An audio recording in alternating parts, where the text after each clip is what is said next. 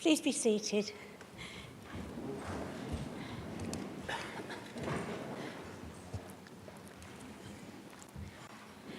Good evening and welcome to the meeting of Medway's Full Council, which is being live streamed via the Council's website. The Mayor's Chaplain, Major Ian Payne, will now say prayers. Madam Mayor, Councillors, Officers, ladies and gentlemen, good evening. And may I be the first and last one to wish you a very happy new year.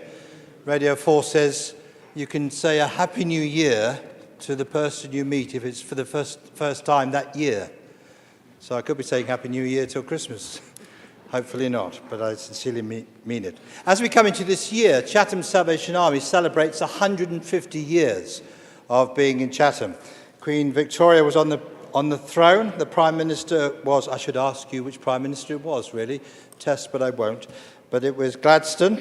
And in that year, 1873, the J.S. Fry and Sons produced the UK's first Easter egg. You got them to thank. I don't know if it was Christmas that they produced the first one, but it seems like that. And Catherine Booth, who was the founder's wife of the Salvation Army, came down to Chatham to see a friend who was a Methodist minister, and because their background was Methodism. And she was so taken with it, she stayed for 9 months and commenced the Salvation Army, or as the Christian Mission, as it was known at that time. And in 1873, the first sort of missionary people to come to Chatham, and it needed missionary people apparently, and was the Dowells, who came from Kettering. And they worked closely with the Booths and recorded in an article that Mr. and Mrs. Dowell wrote in 1873. This is what they said about Chatham. Could it be said in 2023? This town is very dark and wicked and drunken. The people gather round and listen. It seems to be the very seat of Satan, but he must be routed. I also remember on the night we arrived in Chatham, we saw 3 fights on the journey between the station and our quarters, which was in the brook. The people in the meetings were also rough. And this is Mrs. Dowell writing. I often had to put someone out. If I did, there was no row, but should a man try, then there would be a fight. So I used to just stick my knuckles into the neck, and out they would go. This is a Salvation Army officer. We take no nonsense and no prisoners at the Salvation Army. This was 1873. Can you imagine if you did it today? Chatham Salvation Army commenced its work in a mission hall about 100 yards from where the Central Theatre is now in the Brook, where the police station once stood. A notorious area, apparently, and what a history. But you know, tens of thousands of people's lives were changed because of Mrs. Booth coming to Chatham. And also, on one of her occasions, she was preaching in a lecture hall, not sure where this lecture hall was, and she had a heart attack. And if it wasn't for her son who was there that evening, she would have died in Chatham. And she went home for 2 weeks. William Booth came and preached those 2 weeks. Then she came back again. And I've never had a heart attack preaching to the Chatham folks, but they nearly have, I can assure you. But we continue to do the work. I wonder what will be said of the Salvation Army in 150 years' time. What will be said of Major Payne? Who knows? Leave those headlines for you. But we continue to do what we've always done. That's not often a good slogan, but actually it's reaching the marginalised, supporting those that in need, regardless of race, creed, sexuality, or culture. We've never marginalised any group in society. As Winston Churchill once described the Salvation Army, they're Christians with their sleeves rolled up. May we all have our sleeves rolled up for the right reason and for the right purpose. Certainly, as we come to these times. A prayer together. Lord God, thank you that we all have the ability to make a difference to people's lives in our respective communities. Let us always be aware of those in need in these times of hardship and challenge. May we have the wisdom and the boldness to meet the call of those in want. Be with those who give themselves sacrificially, particularly thinking of NHS and emergency services and those in caring professions in these challenging days. Let this council have the wisdom of Solomon in its decisions that it makes in these days. Bless our first citizen, Mayor Aldous and Consort Tony. Continue to give them health and strength and wisdom in the roles that is theirs. I ask for your peace and blessing on everyone here and every life this evening as we commence this new year. In the name of Jesus I pray. Amen.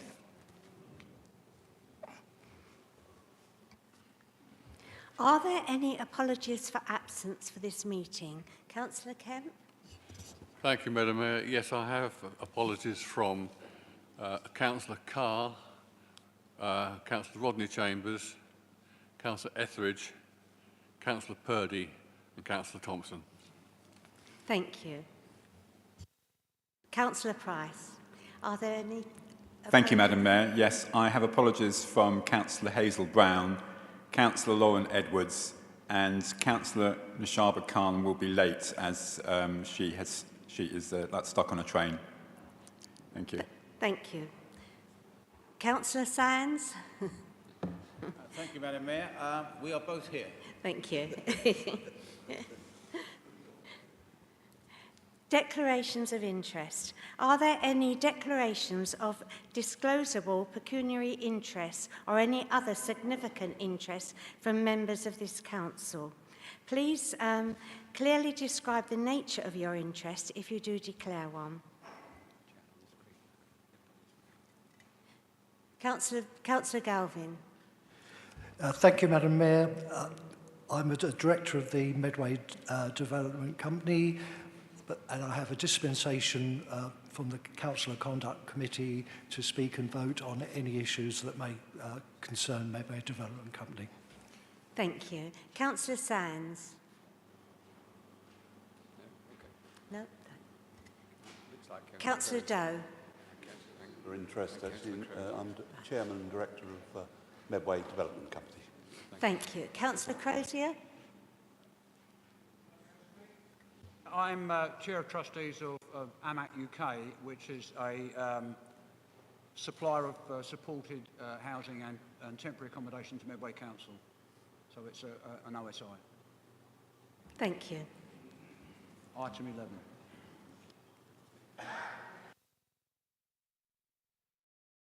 Item 3, record of the meeting. Is it agreed that I sign the minutes of the meeting held on the 10th of November 2022 as an accurate record? Great, excellent.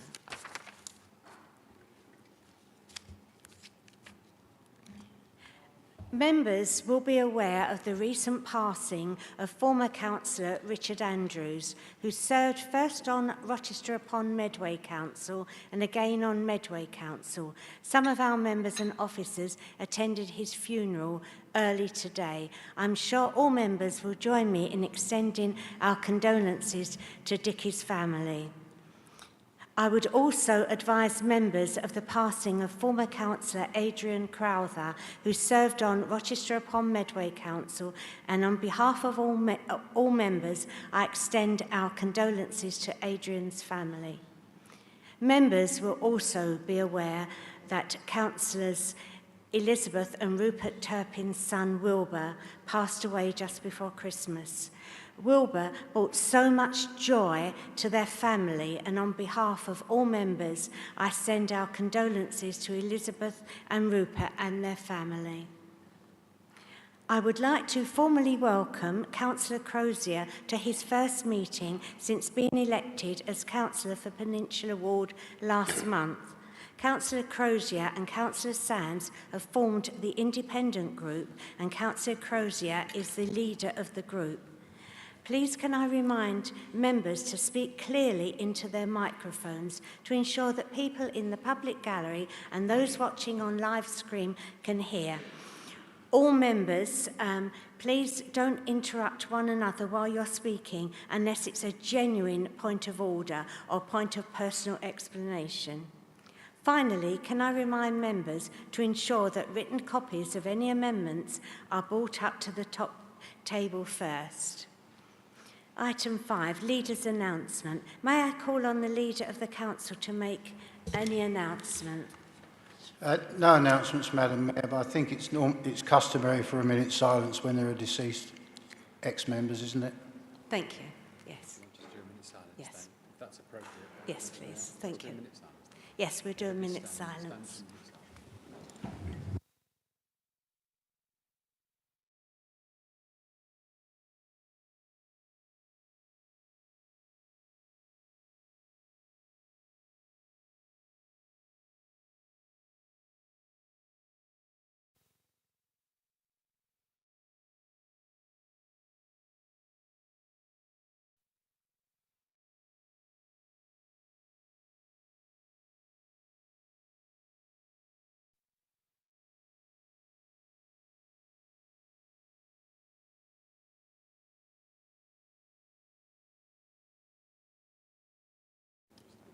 Thank you.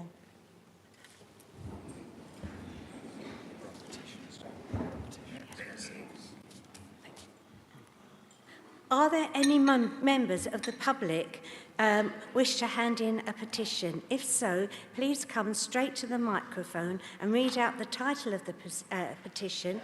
Please could you also highlight the name of the lead petitioner on the petition and leave the petition on the table for collection. Good evening, my name is Stuart Bourne. I am handing a petition to Medway Council on behalf of residents of Rainham.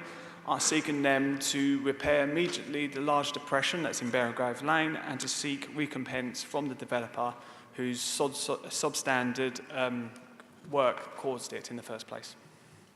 Thank you.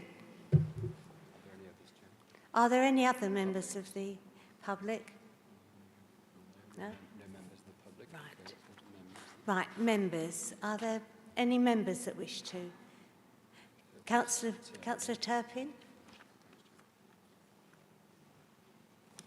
Thank you. I have a petition from the residents of Maidstone Road and roads around about regarding the speeding and safety hazards on the A230 Maidstone Road and Chatham from the Ridgeway to the A229 junction. And there are a large number of signatures here, and the lead petitioner is clearly indicated, and there are extra examples of the hazards on that section of road. Thank you. Councillor Patterson? Thank you. I have a petition here, Rochester Post Office petition. We, the undersigned, call upon Medway Council to work with Post Office management to secure a new high street location for Rochester Post Office after Payden's Chemist have announced their intention to close it in November 2023. This valuable resource is important to residents, businesses and visitors in Rochester. We ask Medway Council to consider relocation to the Tourist Information Centre or Rochester Community Hub. And the lead petitioner is indicated. There are more than 300 signatures on this petition in a very short space of time, and it also exists on the council website online. Thank you. Thank you very much. Are there any further members? No. Right. We move on to public questions. We have 30 minutes to deal with 16 public questions on the agenda. We have given an undertaking that people will be able to read out their questions so that I can now call the questions out in order printed on the agenda. Please would those asking questions come to the microphone at the front of the public gallery, and may I remind those who are called upon to answer the questions that the questions should not exceed 3 minutes, and I must remind everyone that there's no facility for supplementary questions. Following feedback from the last meeting, we have now moved the questionnaires from the back of the hall onto the chairs for those asking public questions to encourage further feedback. Thank you. The first, may I call Reza Griffiths, please. Thank you for accepting my question. Having a decent public transport system is the sign of a good, forward-thinking city. At the moment, the people of Medway get a terrible deal from its main bus provider, Arriva. It is critically important to, one, have information which is accessible, accurate, up to date, and for the right bus routes. Two, change the law to give people, local people, the ability, through their council, to take back control of their bus routes, as we have seen in both Manchester and Scotland. And three, get Arriva to have a system of refunds which is fair, transparent, and easy to access when services go wrong, as they frequently do. So bearing all this in mind, could the portfolio holder explain what powers, if any, the council currently has to ensure that bus companies which provide an essential service are delivering an adequate service? Thank you, Mr Griffiths. Councillor Filmer, can you please respond? Yeah, thank you, Madam Mayor, and thank you, Mr Griffiths, for your question. Most bus routes in Medway are operated commercially, and we do not have the direct powers over the companies to run them. Where the council provides a subsidy for a bus route to operate, the contract we have with the operator is our way of ensuring a good quality of service is provided. We also have an enhanced partnership agreement with our bus operators, where we work together to ensure Medway residents have access to good quality bus service and information about them. We are always happy to receive comments on bus services across Medway. So when we have our regular meetings with the bus companies, we can discuss the issues that have been raised with us to see what can be done to improve things. I'm sure you will agree with me, the welcome news this week from Arriva that they announced that they now have 5 new Euro 6 buses at the Gillingham depot, which will be operating on the 145 and the 164 route. Thank you. Thank you, Councillor Filmer. Simon Buckingham, please can you come up and ask your question? Not present, Madam Mayor. Thank you. He will get a written response. Unfortunately, Anna Marshall is unable to be with us this evening, but he will get a written reply. She. Apologies. Question D. Caroline McGrath is unable to attend this evening, therefore she will receive a written response. Paul Everett, can I have your question, please? No? Right. Can we go on to Julian Sutton on behalf of Medway Green Party? May I have your question? Not present, right. We're doing well here.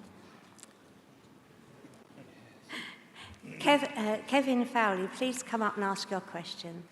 Not present, Madam Mayor. Oh, right. Right, we're doing very well here. Peter Bonney, may I have your question, please? Right, right. Stuart Bourne. Right.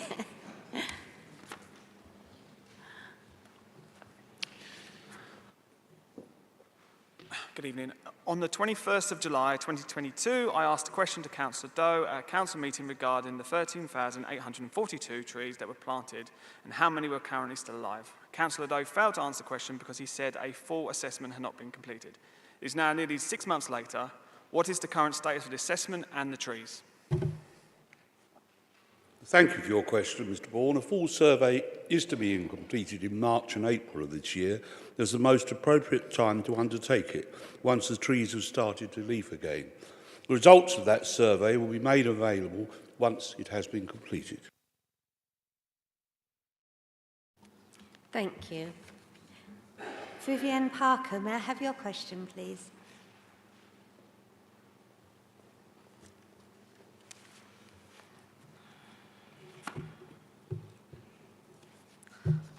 I note the amount of waste being deposited from the Kent County Council area at our household waste recycling centres. Are Medway Council charging Kent County Council for this? Councillor Filmer, will you please provide an answer? Yeah, thank you, Madam Mayor, and thank you, Ms Parker, for your question. KCC do indeed pay us for this service, with the charge being based on the actual number of KCC users measured through our booking system. Thank you. Stuart Bourne, on behalf of Medway Liberal Democrats, please may I have your question? The cost of living crisis and record increases in people's energy bills are forcing many in Medway into having to choose whether to heat their homes or put food on the table.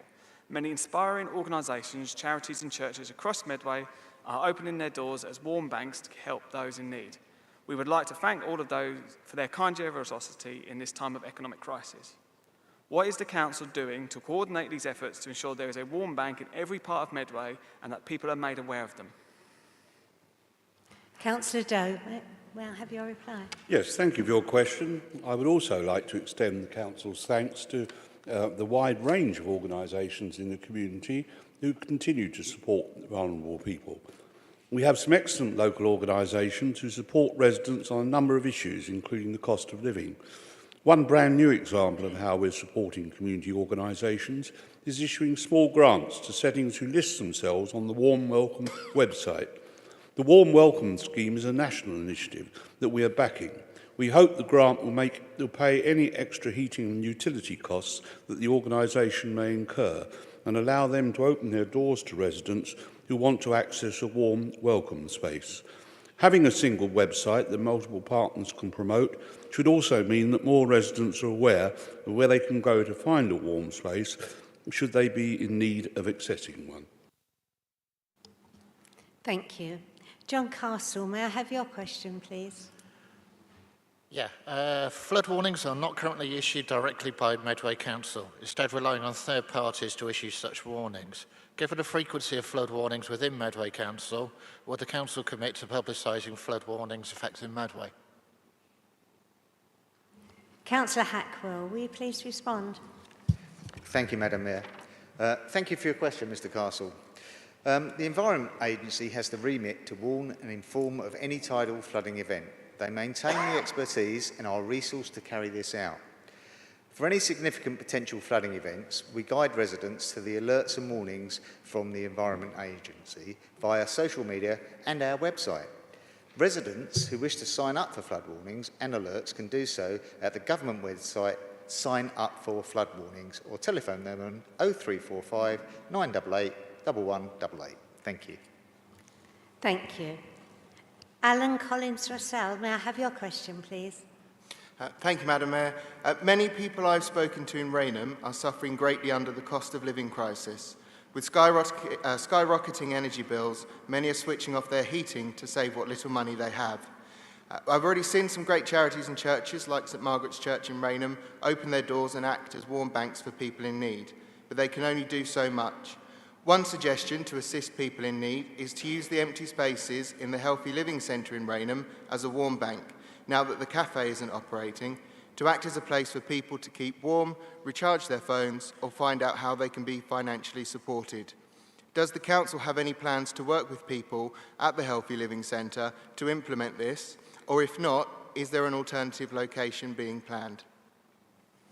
Thank you. Councillor Doe. Your question. I agree there are some excellent charities and place settings that are offering excellent support to people during this difficult financial period for many residents. And again, I thank them on behalf of the Council for the work that they do. But we're not at the present time in discussions with Rainham Healthy Living Centre specifically, partly due to the different types of pressures that the NHS and care settings are facing during winter months. We are working in partnership with a range of stakeholders, including charitable and voluntary organisations. We very recently started to contact all voluntary and community sector groups to let them know of the new small grant scheme that we've launched. We hope this initiative will provide the necessary financial assistance for these organisations to open their doors and become a warm welcome site and be listed on the National Warm Welcome website. Medway Council and its partners are promoting this website, and we hope residents will access this service, which offers those who need it the ability to access a warm space. Thank you. Nina Garang is unfortunately not able to be here tonight, but she will receive a written response. Alan Stockey, can you please ask your question?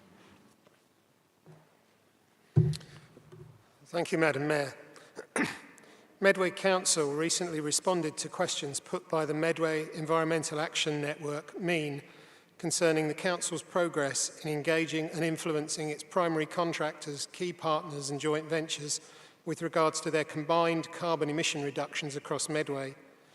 If, as has been stated, the Council's own carbon footprint is assessed as being 1.4% of the Medway total footprint, can the Council please provide a breakdown of the residual 98.6% footprint, specifically illustrating their top 10 specific influence priorities in terms of their primary contractors, key partners and joint ventures?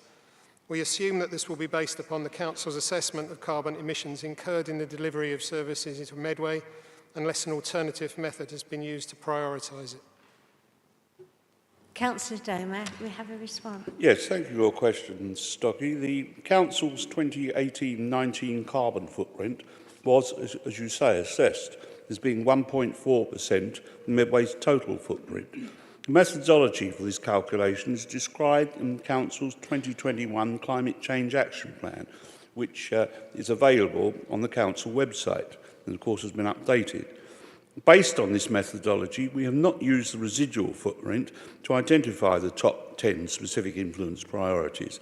Instead, you're undertaking an assessment of the Council's Scope 3 emissions and will use that approach to inform further actions and projects to reduce emissions more widely across Medway. A 6-month work placement student from the University of Kent has been appointed to support this action, and part of the work will include setting out options for a preferred calculation and reporting methodology. We're also working with the Kent Climate Change Network to identify best practice and share our learning. Thank you. Thank you. Brian Fowler, may I have your question, please? May I know who's answering this question, please? Councillor Chitty. Okay, thank you.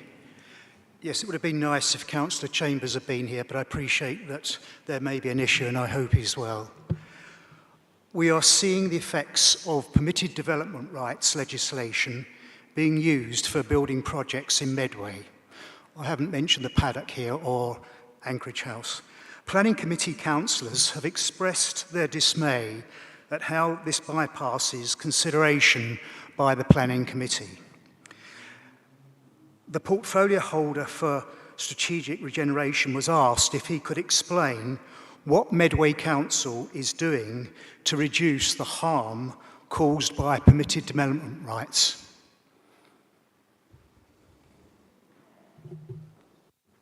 Diane. Before Sorry, Councillor Chambers will respond. Before Mrs. Chitty answers that question, perhaps Mr. Fowler might like to withdraw that comment.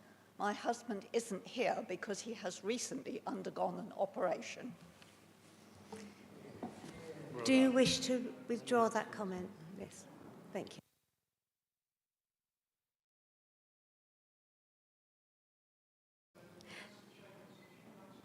A review. Councillor Chitty, would you like to answer the question, please? Yes, I would. I'm sorry, Brian, I'm second best, but I'll do my very utmost to make the comments very, very clear. I absolutely share your concerns on the use of the permitted development route. Over many years, we have consistently expressed our concerns to government and through responses to consultations. My officers have raised this issue through their professional channels to the DLUHC and the various professional institutes. I have been assured by our MPs that they understand and agree with the concerns we have expressed. and we have provided them with examples which demonstrates the harm this causes. In response, there has been some strengthening of the criteria and considerations that must be applied to such properties, or such proposals. But in my view, this simply does not go far enough. In light of the recent comments by the Secretary of State on ensuring we get the quality of development right, I will be raising this yet again with the MPs, and also in a meeting I am shortly due to have with the Chief Planner from the DLUHC. Thank you, Councillor Chitty. We're now moving on to Leader's Report. We have 35 minutes to receive and debate the Leader's Report. May I call on the Leader to present his report? Thank you, Madam Mayor. Good evening and Happy New Year to anyone I haven't seen. Madam Mayor, in Children's Services we anticipate the final monitoring visit taking place next month, which will look at the front door and our work with vulnerable adolescents. Following this, there will be a full re-inspection, which is likely to take place in late spring, early summer. There have been significant improvements since November, and we are very proud of the progress we have made. The DfE has submitted a 6-monthly review report with input from Gladys Rhodes-White, our DfE advisor. This refers to steady progress, a strong leadership team, and an excellent training offer to our staff. And we have a good understanding of our own strengths and weaknesses. The report also recognises the significant challenges of recruiting social work staff at this time, which is a national problem. We have secured additional staffing capacity in the service through the appointment of project teams to work with vulnerable adolescents and to support our children's social work service. This has mitigated the risk of unfilled vacancies across the service as a result of staff sickness and staff leaving. HR colleagues continue to work closely with service managers to focus on staff retention and well-being and pursue all opportunities for recruitment. The new cohort of newly qualified social workers are now in post, which is an important component in our recruitment strategy. The Council also agreed recently on a project to update signs of safety forms on Mosaic, which will support improved practice. We have also launched the Learning and Accountability Framework, which brings together the Quality Assurance team and the Principal Social Worker team into one practice development service with a stronger emphasis on learning and follow-up from audit activity. We've also been doing a lot of work in our multidisciplinary team who are working with families who experience chronic neglect, domestic abuse and substance misuse. Whilst all these have been important developments and are key to the success of children's services, we have sadly had an increased demand on the service, and as our advisors' report showed, there is a challenge when it comes to recruiting and retaining experienced social workers. Our improvement board continues to meet every other month and has a forward plan which supports implementation of the updated improvement plan with the engagement of all partners. Our advisor sits on the improvement board and continues to support the service. We are dedicated to this journey, Madam Mayor, and dedicated to the children of Medway, and know we are capable of providing an outstanding service. We await the ILAC's inspection, which will give us a more rounded analysis of our progress. We have dozens of projects going on across our massive capital programme. The IPM sites are developing well, with a planned pre-app for the development of the southern site being expected this month, and the LDO application in February. A construction tender is being prepared with a view to getting a contractor appointed in May, and the first building is anticipated to be completed in 2024. On the northern site, installation of runway park lighting has begun, and outdoor gym equipment is due to be installed this month, along with wayfinding signage for the site. The expected completion date is March, with the first expected tenant sale on the northern site due to commence construction in May 2023 on their plot, with occupation taking place in spring of next year. We successfully won a bid for an additional £400,000 of getting building funding towards the runway park and received formal notification of this in December last year. Planning colleagues have now reviewed the IPM master plan and the design code. 2 events have been planned for this month and February to celebrate the completion of infrastructure works and to announce the first tenants on the northern and southern sites. Advertising billboards will be visible at Ashford International Train Station and in Chatham this month, and a further 2 billboards will be installed in Dartford and Sittingbourne in February. We have also submitted a planning application for temporary advertising boards at the southern site, which will be determined by the end of January. In terms of Strood Riverside, the designs for the floodgate have been finalised and shared with the Rochester Bridge Trust for approval regarding the connection detail, with all the footings for the floodgate on Medway Council's land. Works are being reviewed with Green Spaces to reinstate a path adjacent to Watermill Gardens, which will include the recovered historical Dragon's Teeth along the existing trail. Given the proximity of the new path to the flood defence walls, an Environment Agency application will be required. Rochester Riverside, Madam Mayor, is progressing well, and we now have 414 units occupied across phases 1, 2 and 3. The Future High Streets Fund work has been moving at pace, starting with the Innovation Hub. A third-party operator has been appointed to input into the design phase, with a procurement exercise for a design team due to be undertaken imminently, whilst a feasibility study has been undertaken to determine the scope of works required to inform the design. Economic development colleagues are involved in design meetings to ensure the quantum of space is fit for purpose. A contractor is due to be appointed from this June onwards, and the reprovision of the rec room on the ground floor will be incorporated within the Innovation Hub Works contract. Regarding the Brook Theatre, design work is underway, with the theatre due to close in April of this year to allow the refurbishment works to start. A Future High Street Fund and Levelling Up Fund programme of works have been designed holistically to streamline the works package and ensure they meet the funding requirements and spend deadline in 2024-25. A revenue additions request was submitted and approved by Council last November, which is being utilised to undertake intrusive survey work to ascertain the level of structural works that may be required. Delivery of the Future High Street Fund physical works is planned for 2023, with an extension to the overall programme of Levelling Up Fund works to be completed by 2025. It is, of course, very disappointing, Madam Mayor, we did not receive funding under Levelling Up Round 2, despite putting together 2 very strong bids, with over £100 million being awarded across Kent. We should, however, remember we received £14.4 million in Round 1 when many others received nothing. We will, of course, bid again in Round 3. In Green Spaces, the Council has been awarded £85,000 from the Levelling Up Parks Fund, and the funds will be used to deliver a number of improvements at Luton Millennium Green. Work will include tree planting, refurbishment of the play area and access improvements. With HIF highways, all phases have reached Design Freeze 2, and refinement of the design has been informed using ground investigation and other survey results.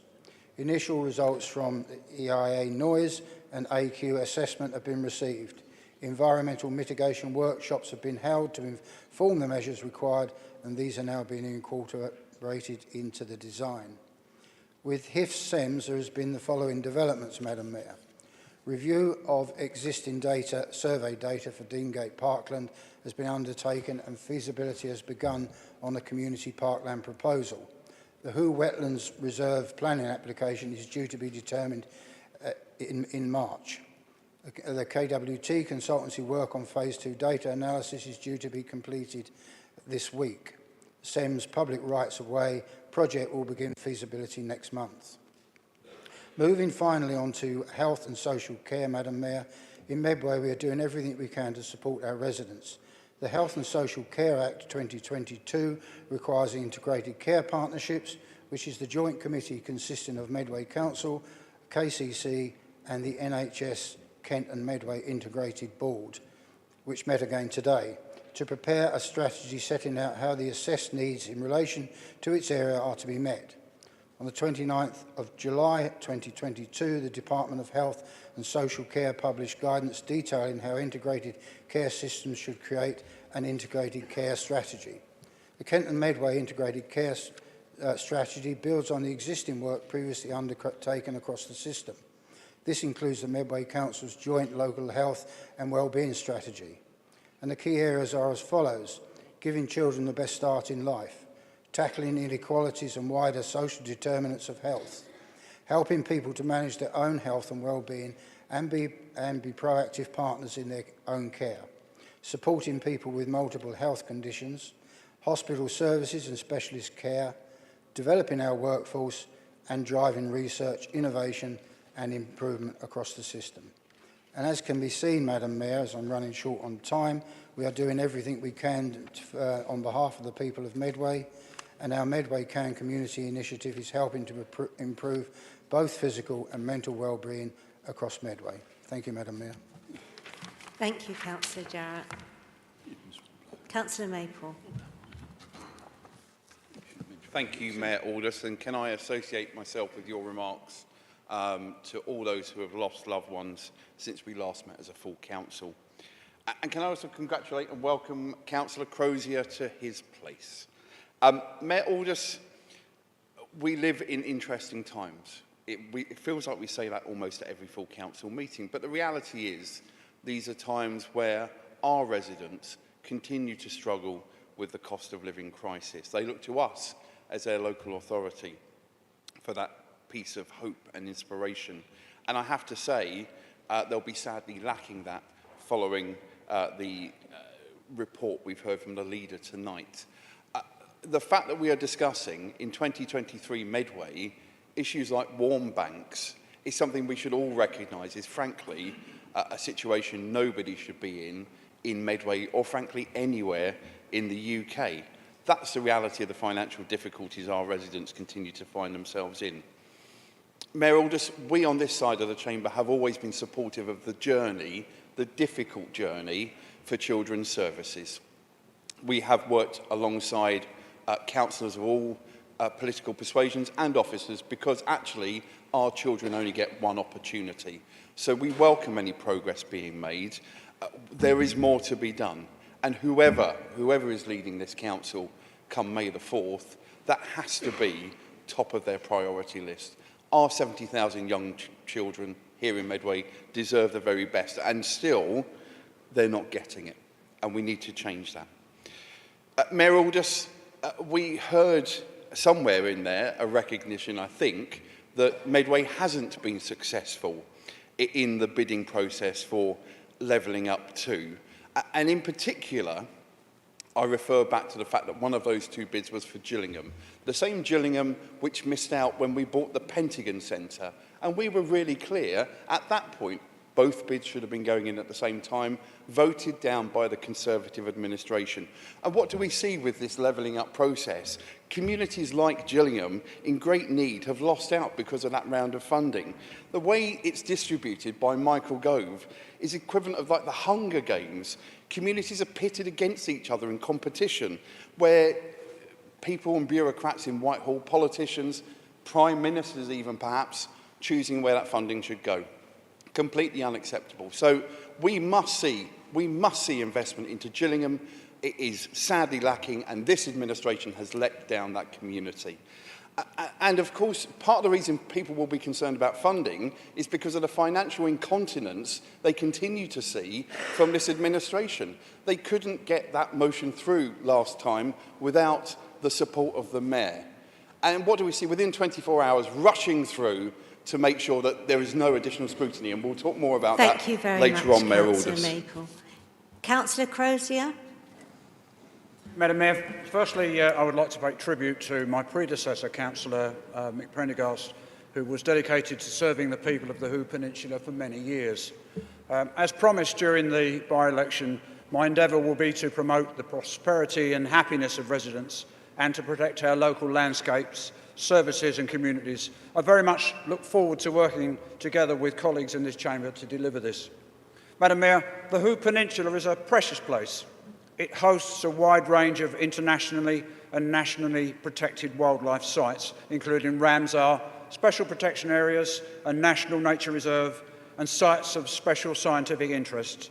These support a wide range of wildlife, including the largest heron and nightingale populations in the entire country, as well as many rare and endangered species. Yet, despite this, the Hoo Peninsula has been threatened by a whole range of proposals, including an airport at Cliff and the Isle of Grain, a town of 5,000 homes on the bird sanctuary at Lodge Hill, and more recently plans for some 12,000 homes, seemingly to try and protect other parts of Medway from development. Each and every time, the people of the Hoo Peninsula have stood up and defended this unique place from destruction. Madam Mayor, the motto of Medway Council is forward together, but it doesn't feel this way for my residents. Closing down the sports facility at Deangate Ridge, allowing development to take place on our sports grounds, not delivering a promised new sports centre for the Hoo Peninsula, but borrowing millions to develop a sports centre in Rainham is not forward together. Pursuing aspirations for our urban area, including city status, city of culture, and a Chatham city centre, but ignoring the aspirations of our rural communities for wider protection, such as a natural extension to the Kent Downs area of natural beauty, is not forward together. Happily collecting taxes and vast amounts of business rates from the Hoo Peninsula, but not delivering the same level of service experienced by residents in other areas of Medway, is not forward together. Willfully enabling the development of 12,000 homes on the Hoo Peninsula without evidence justifying and supporting this, but fiercely protecting sites being promoted by developers in Capstan and Rainham, is not forward together. Madam Chairman, these are just a few examples of how this council, under the current administration and leadership, have been divisive, grossly unfair to the people of the Hoo Peninsula. No wonder, Madam Mayor, that my residents are now beginning to question remaining under this authority's jurisdiction and talk of separation from it.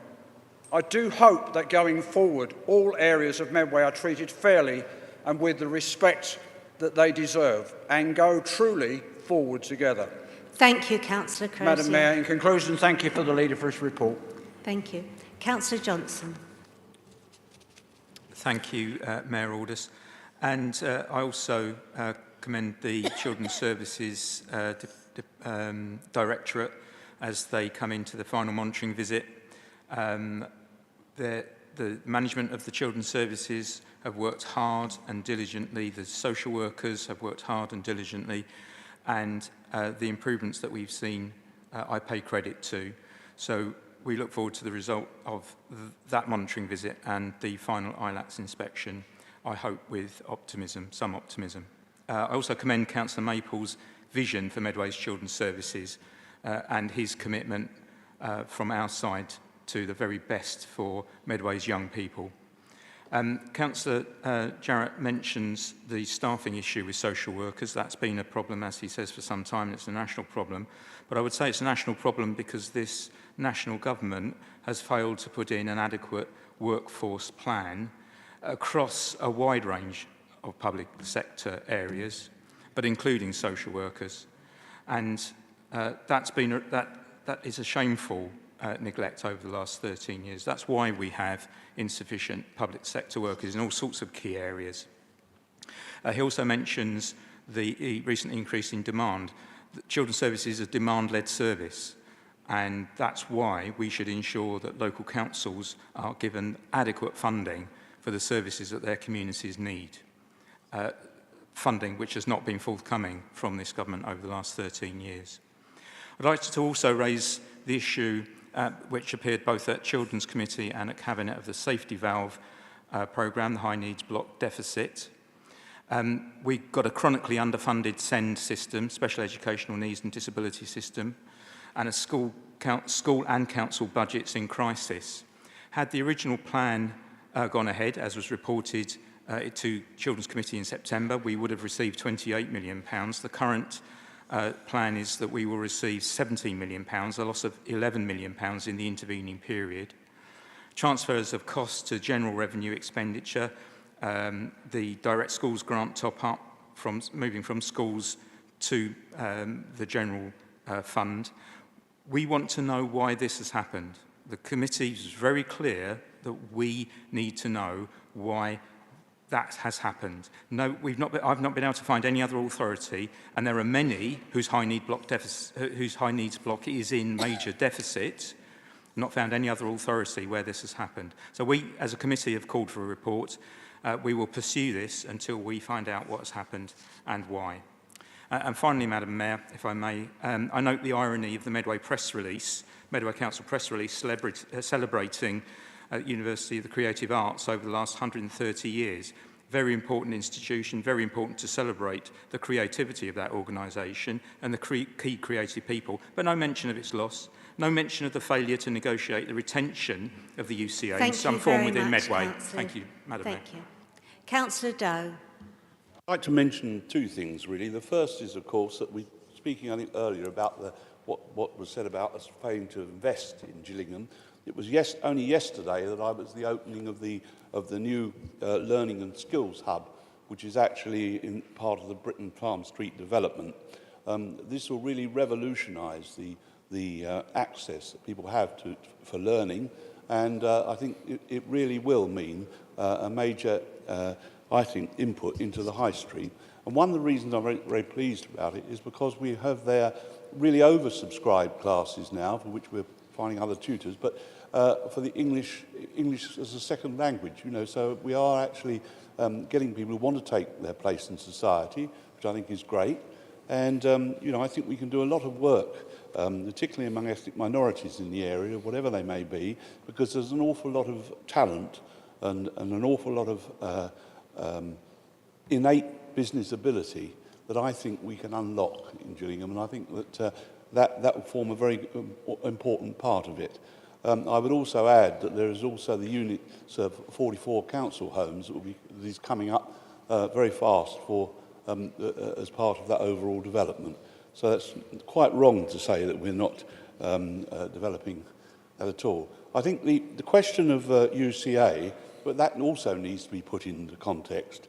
We're not, first of all, we're not celebrating so much the demise of UCA. In fact, we've done an awful lot of things with them to try to persuade them to remain. But the fact remains that they are what I might call Epsom-centric, and they don't really never have had as much interest in Medway. But they have, nevertheless, there's been achievements there, and a lot of people have learned their skills, and they've also managed to find a number of jobs.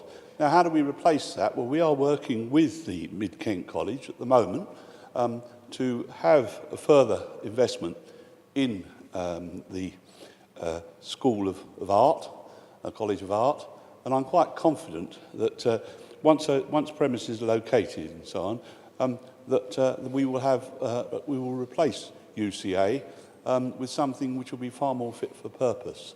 There is also, of course, the docking station coming on, which I think will also revolutionise what is being provided, because that will actually particularly concentrate on the new 3D graphics that are necessary for cultural productions. So one way and another, there is an awful lot going on, and I don't think one should sell that short. Thank you. Councillor Osborne. Thank you very much, Madam Mayor. And first of all, I want to congratulate all of those over the new year who won their OBEs and MBEs from the King, so to celebrate the best in our community. And I salute all of those who secured those. I have to say, listening to the leader's speech, technocratic, uninspirational and retiring, which, given where he's going in 2 months' time, is probably quite apt. And there isn't that much to enthuse about, which is partly why it was so uninspiring. It was as cold as this room is on a normal day. And the reason why is because people out in the public are being taxed and they're not getting what they're paying for.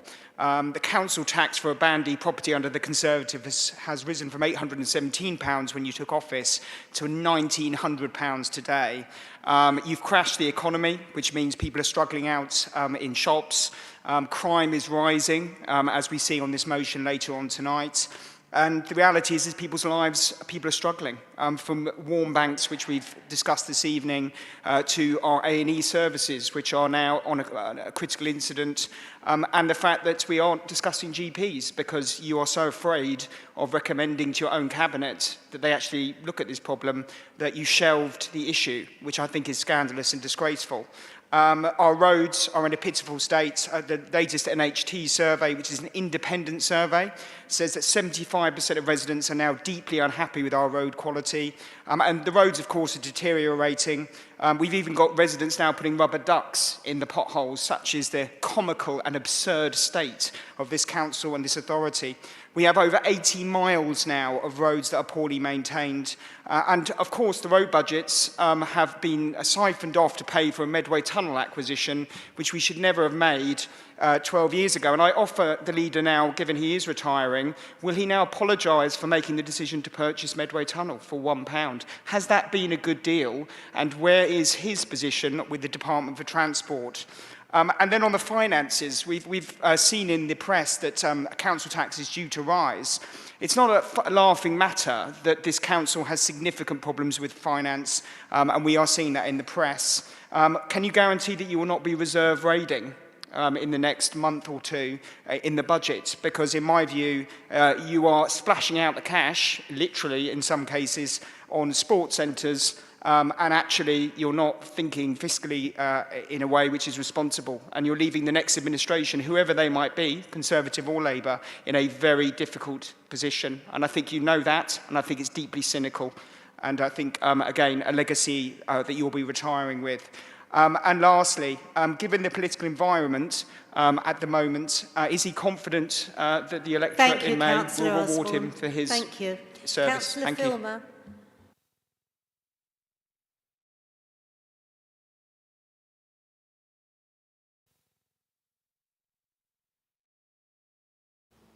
Thank you, Madam Mayor. Councillor Osborne, this myth over the Medway Tunnel that we bought for £1, if we hadn't have bought that and we'd done what the Labour group wants to do, obviously close it or put a toll on it, when we have a problem down at Medway Tunnel, you see the congestion. Now, the fact we do not rob the highways to pay the tunnel. If you care to take a look at the investment of the money we've had paid in to the tunnel fund, we had money from the Medway Bridge Trust when we took over the running. We've recently, in the last 2 months, had 4.9 million off the government. We've had 2 lots. We've had basically about £14 million. And when you look at the money it costs to run it per annum, we're actually in... We haven't spent as much money as we come in. So are you saying to us, you don't want a tunnel, we go back to the old days when everything crossed over Rochester Bridge? Or do you want us to put a toll on it? Or do you want us to carry on repairing everything and maintaining the tunnel? Thank you. The Labour group have never said either of those things. Councillor Filmer, I'd ask you to withdraw them. They're factually inaccurate. We know our position. We don't know your position, but we know that you're telling an inaccurate lie, and I'd ask you to withdraw that, please. I can't really withdraw it because I can remember at Overview and Scrutiny, Councillor Stamp making the point about the tunnel, and I did say to Councillor Stamp, are you asking me that your residents don't want the tunnel? Mayor Aldous, this is what makes this is what breaks trust in politics. I'm sure Councillor Stamp will wish to say something. I think really we're going to have to move on now, but thank you. What do you think? Let Councillor Stamp speak. Councillor Stamp.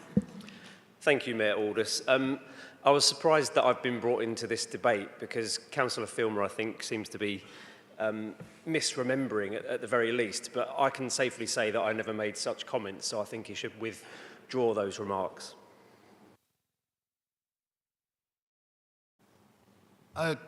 Obviously, I'll withdraw it if you say you didn't say it. Right, shall we...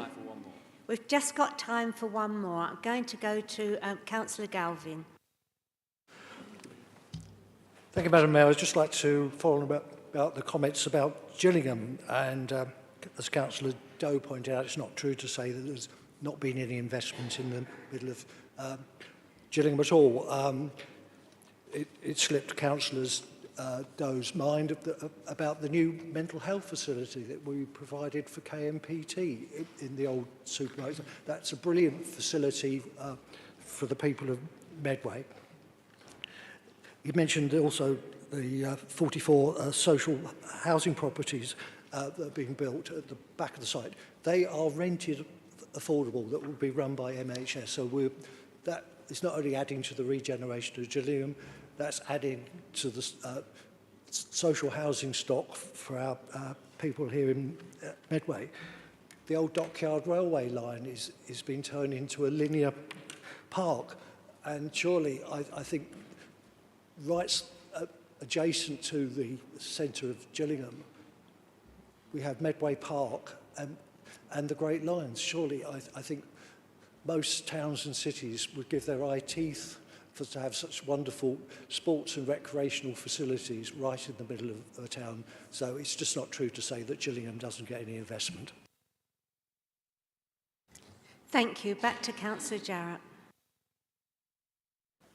Well, thank you, Madam Mayor. Well, the issue of who said what, when and how, and whether it's been misremembered or not, I don't know. But all I do know is that the corollary of what Councillor Osborne is saying, and has said more than once, in terms of criticising us for buying the tunnel that otherwise would have been closed, for criticising our expenditure on it, the corollary of that is, will he guarantee that a future Labour administration will invest in the tunnel and keep the tunnel open? That's the question. It's not a question of lying or not. And everything that is coming from the Labour group about the tunnel suggests that the tunnel is not safe under the Labour group, Madam Mayor. That's what the inference is. Yeah. What's the point? Councillor Carey. Thank you very much. I just want to make the point that we don't have a choice here. We have been given this asset to manage by this administration. Even just on Tuesday this week, the Regeneration Oversight and Scrutiny Committee looked at the asset management responsibilities that this council has got, and the tunnel is listed there, and we will not get DFE, Department for Transport funding unless we carry on managing it. You have given us a pup, we have to look after it. That's it. The pup is not just for Christmas, it's for life. Thank you. Back to Councillor Jarrett. Well, Madam Mayor, the last time I looked at standing orders, that wasn't a point of order or anything like it. And the tunnel is plainly not safe under the Labour group, Madam Mayor. So we'll pursue that later. Councillor Johnson talked about Councillor Maple's vision for children's services. And his vision was, we must do better. Well, that's some vision, isn't it? Fantastic vision, Councillor Maple. Must have taken you all of a nanosecond to think that one up. I go back to Councillor Osborne because he's a favourite of mine. And he talked about cold, uninspiring. I can tell you one thing will be an immense relief to me, Madam Mayor, when I've retired. I will not have to listen to his diatribe one more time, unless I choose to screen in and watch it. You know, let's not bet money on that. But most of what we heard from the Labour group was complaining about the government this and the government that, and how Medway Council hasn't stepped up to the plate to fill the void. And Councillor Johnson talked about 13 years of Conservative government. Well, that followed on from a Labour administration that wrecked the country's economy, didn't it? And the rubbish note that was left by Liam Byrne MP that there's no money, good luck. So that is the absolute, I shall leave a note, it won't say that. It won't say that, I promise you. That's the genesis of this country's problems, Madam Mayor, a profligate Labour government that wrecked the economy. My final point is to Councillor Crozier. Councillor Crozier, welcome. You can calm down now with your speeches. You've been elected. Good on you. You've been elected. You talked about fairness of development. I suggest you get a map of Medway and have a look at Medway and see where all the development has been so far. And then we can talk about fairness of development.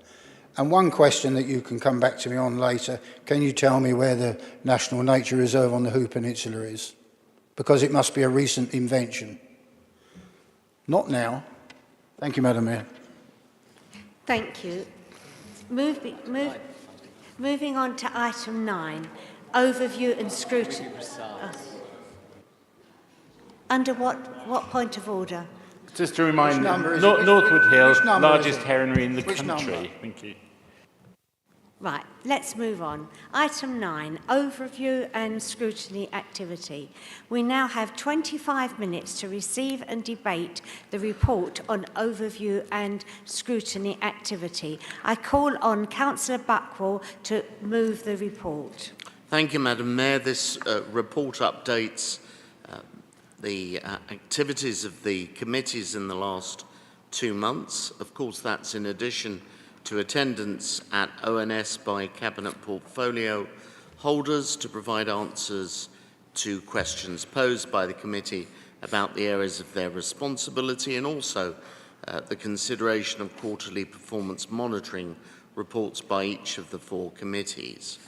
Each of the committees received additionally for comment proposals outlined in the draft capital and revenue budgets for 23-24 insofar as they related to the services within the remit of the respective committees.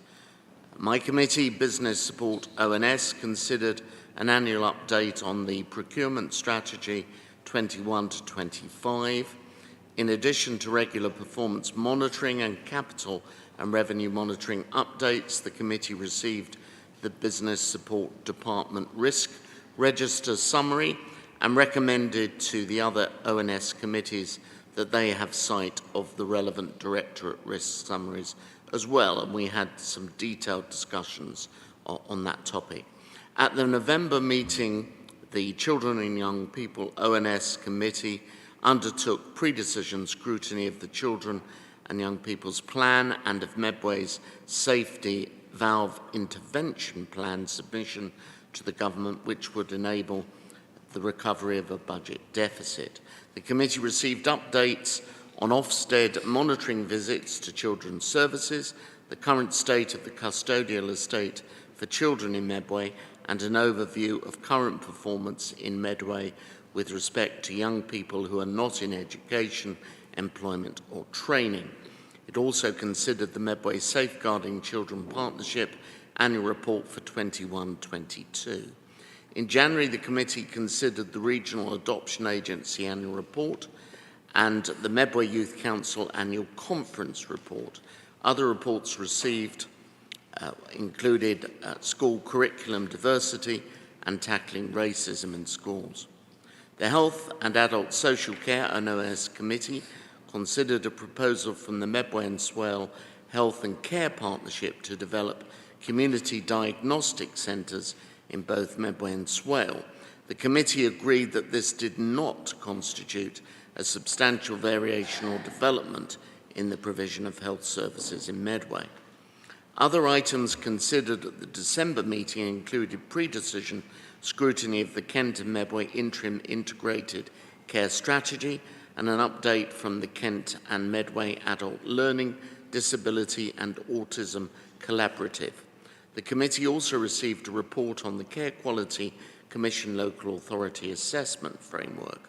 Reports presented to the committee in January included updates from the South East Coast Ambulance Service and from Medway NHS Foundation Trust, as well as a proposal to create a Kent and Medway elective orthopaedic unit based on the Maidstone Hospital site. The committee agreed that this also did not constitute a health service substantial variation.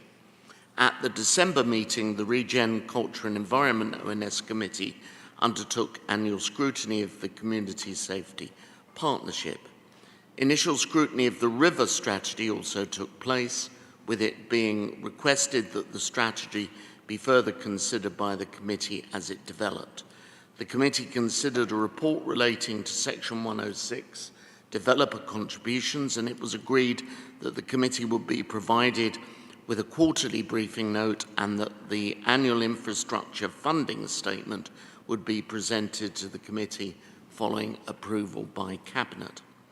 Finally, accordingly, that infrastructure funding statement was considered by the committee at its meeting earlier this week. Other reports presented included a member item on road safety and the annual review of the highway infrastructure contract. Pre-decision scrutiny was undertaken on the Council's highway asset management policy and strategy and of the transport for the South East Strategic Investment Plan. 2 petition responses had also been referred to the committee for further consideration, those being speeding vehicles on the A2 and a potential resident parking scheme near the new St John Fisher School on City Way. Thank you, members. Thank you, Madam Mayor. I move that the report be noted. Thank you, Councillor Buckwell. Is that supported? Speak later. Thank you very much. Councillor Maple. Madam Mayor, I think Councillor Murray was first, so I'm happy to defer to her first. No problem. Councillor Murray. Thank you, Councillor Maple, and thank you, Mayor Aldous. I want to talk about the last meeting of Health Scrutiny, where we heard from the South East Coast Ambulance Trust and we heard from Medway NHS Foundation Trust, and I want to thank both of the groups of people that those organisations represent, who are suffering huge challenge in what is accepted and called by professionals a crisis across the NHS. There can be no question about that, but the willingness of the colleagues who attended the meeting to be very frank and honest about the challenges that they face, to tell us about their hopes for making changes, both of which involve the health and confidence of the people of Medway, was beyond doubt, and I do thank them for that. Which makes it all the more surprising that the committee decided not to take forward to Cabinet the recommendations of the GP Access Task Group. 14 detailed recommendations made with the help of practitioners across the primary care health economy, all with a chance of improving our very challenged GP services in Medway.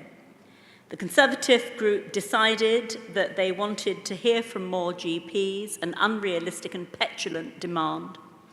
But nevertheless, that's what they decided, and with the chairman's casting vote, unfortunately, they decided that the task group wouldn't take the recommendations forward, and this without any sort of planning about who's going to be available to do the work, who is actually going to be on the council by the time it comes back.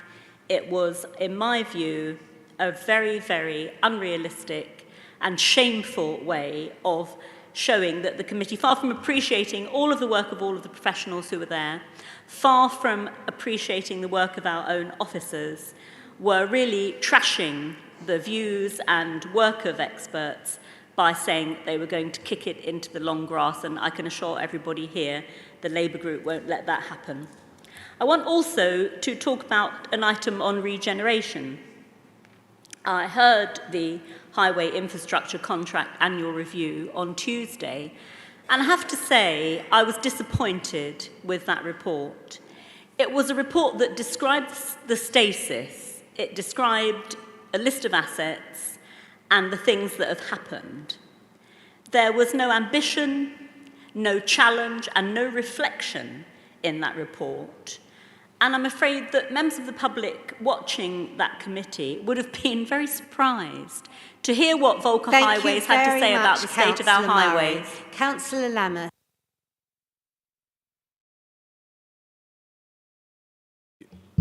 Thank you, Madam Mayor. I would just like to respond to some of the comments Councillor Murray made regarding the draft interim report into GP services in Medway. It was not the case at all that the Conservative group wants to kick this into the long grass. Far from it. What we wanted, and what I particularly wanted, was a much more detailed focus and forensic analysis. This interim report comprised of evidence gathered from just 3 GPs across 2 practices over a period of over 6 months. And in the Overview and Scrutiny Committee, Councillor Murray said, and I quote, "It's okay, I've read the report, I've seen enough evidence to fit the national narrative." And this is the problem, is that the report was not unique to Medway. It was very much in tune of every single other report I've read at a national level which talks about the acute shortage of general practice doctors. For example, computer illiteracy was raised in the report. But however, whilst there is a problem nationally, the South East has an acute problem, Kent has an even more acute problem, and Medway has an even more acute problem. I want to know as a councillor, for my residents in Princes Park, who I represent, why they specifically are struggling to access services worse so than other people in Kent, worse so than other people across the nation. There was not a single Medway-specific recommendation in that draft interim report, not one. And I do criticise the officers for the methodology for correlating the data. Arranging Zoom meetings 2 months in advance for busy GPs is not the way I would go about it.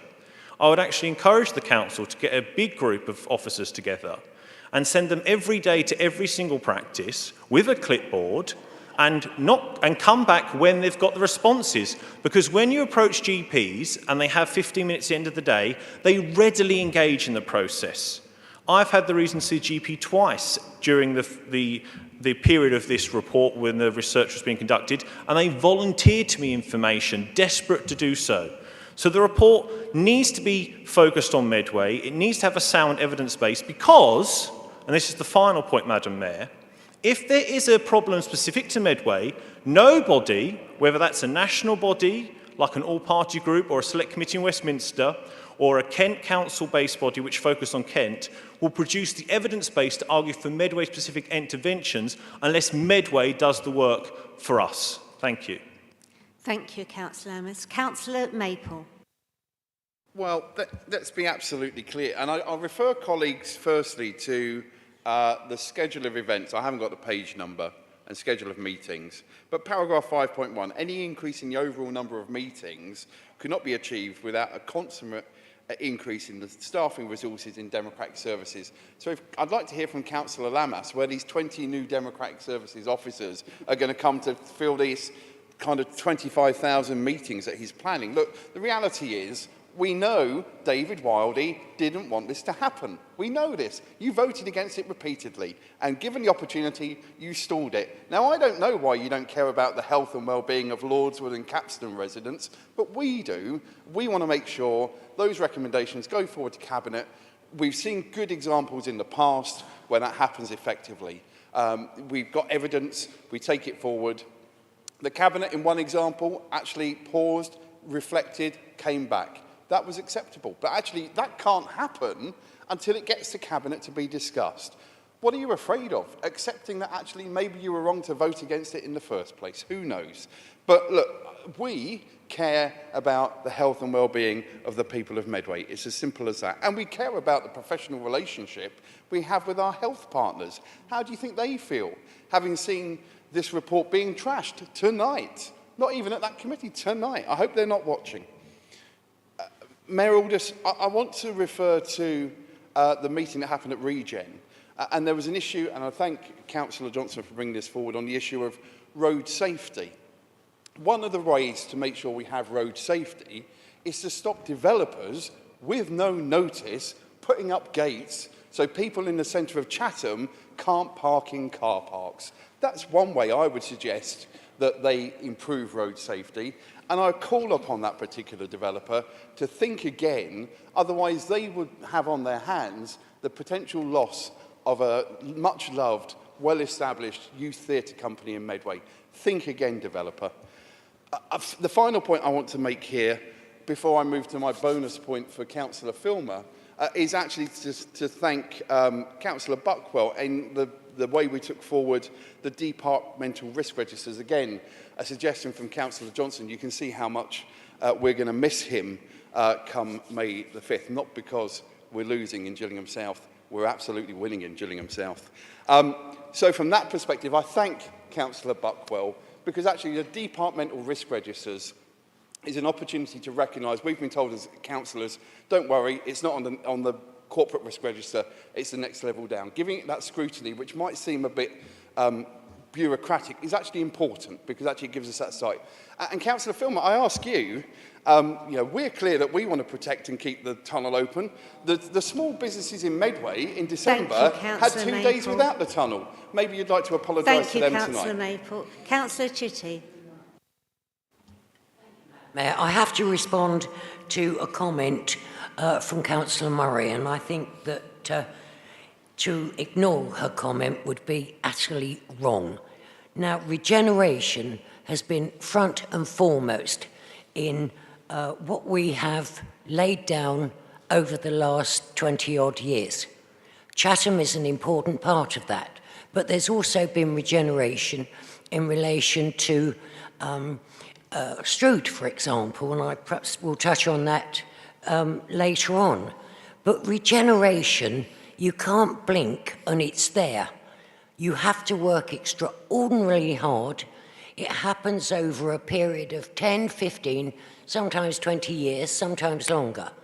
But you have to have the vision in the first place. Without vision, without commitment, nothing changes.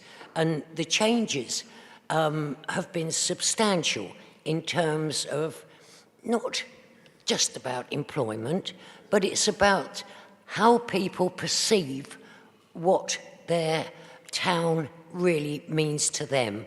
And I think it's really sad that...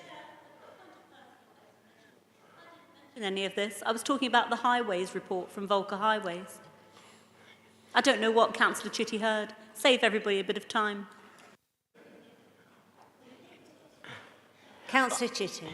Thank you, Madam Mayor. I'll ignore the last comment because it's not worthy of a local politician. However, having said that, what is important is the fact that there is a real, and has been a real incentive to make the Medway towns into Medway with everybody being able to benefit.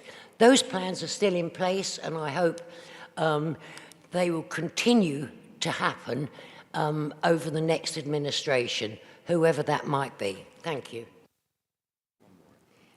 Thank you very much. Councillor Cooper. Yes, good evening, Madam Mayor. Thank you. I'd like to talk about the Children and Young People's ONS, the curriculum diversity. But first of all, can I declare two interests? I apologise, I forgot to do this at the beginning. I've got two OSIs because of Rivermead and Macca were on the Task and Finish group.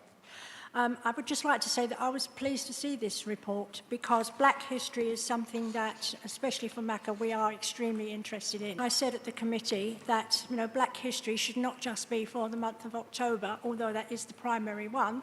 It should be taught in schools all the time because our young people need to know their history, they need to know their roots, and they need to know everything that's going on with them.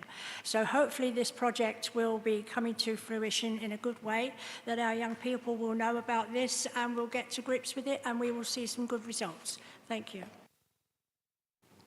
Thank you. Councillor Wildey, did you wish to respond? Please, thank you. First, I would like to talk about the CDC, the Diagnostic Centre that will be coming to Medway. That's very good government-provided money, and I'm pleased that we've taken up that opportunity. Again, at our committee, I'd like to thank Medway Hospital for coming and our new Chief Executive, and they seem to put some very innovative ideas in place to deal with their present severe problems. Again, CCAM came to our committee and we all understand the problems they're under, but there's still bullying of staff as an issue, which that's been going on for many years and it should have been dealt with by now, in my opinion. Now, to get to the task group, we must understand that if you go back to the Business Support Committee, when they set up the task group, There was discussion whether GPs would be available and other practitioners, and senior officers suggested that we will be better and more able to do this work in next summer, when hopefully things would have calmed down. But the task group was set up. We were told it would probably need to take more time, and business support did say you could take longer than normal for a task group. From there, we set up the way we wanted to look at the task group, and we haven't by any means met it. Well, we've met some of them, but not all of them. To go through some of the comments by Councillor Lammas, I do believe our officers tried very hard to get us to be able to meet the people we needed to, and supported us very well. But we did see 4 GPs in total. 3 of those were Medway GPs. We did not see a rural GP, and part of the problem from business support, again, was the rural areas were one of our major concerns. We did speak to 2 of the GPs, which told us how different rural practices worked, and yes, they seem to agree that we should see rural GPs. We visited, sorry, I should say, 3 Medway GPs out of 118. Sorry, Councillor Wilding, we're out of time now. Can I go back to Councillor Buckwell, please? Thank you, Madam Mayor. Thank you, members, for your comments. The task group issue clearly is not a matter on which members on the relevant ONS were in agreement, sadly.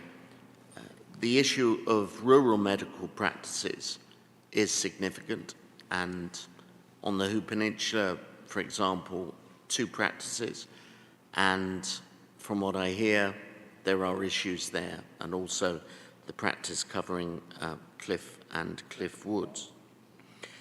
So the rural area issues are important, but I will say in the rural area in which I live, Cuxton and Halling, which is served by practitioners in those 2 villages and from Snodland, I have to say the practice that I'm with are absolutely outstanding in their service, absolutely outstanding. So there are great variations, which brings us back to an issue that both Councillor Murray and I have spoken on significantly in the past. But I thank members for their comments.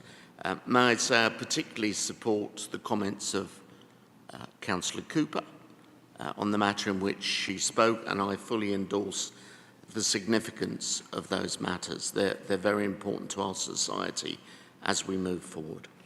So, Madam Mayor, those are all the remarks I would wish to make. I again repeat that I propose the noting of the report and ask members please to support that. Thank you. Is that agreed?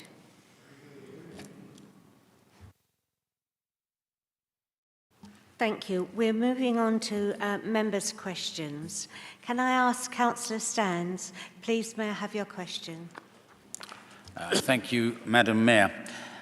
Since the creation of the Unitary Authority, Medway Council has spent a considerable amount of time, investment and effort on the aspirations of the urban area of the district, being awarded city status and the creation of a city centre in Chatham. Little attention has been paid to the aspirations of the rural areas of the district, in particular the Hoo Peninsula.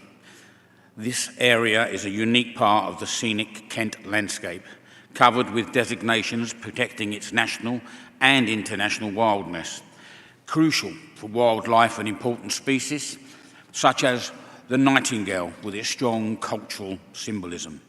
The natural heritage is distinctive, worthy, and more than qualifies for the wider designation in the form of an area of outstanding natural beauty, as per Natural England's requirements for consideration. The Hoo Peninsula will join Kent Downs, area of outstanding natural beauty, bridged by Higham, Shorn and Thong into Cobham.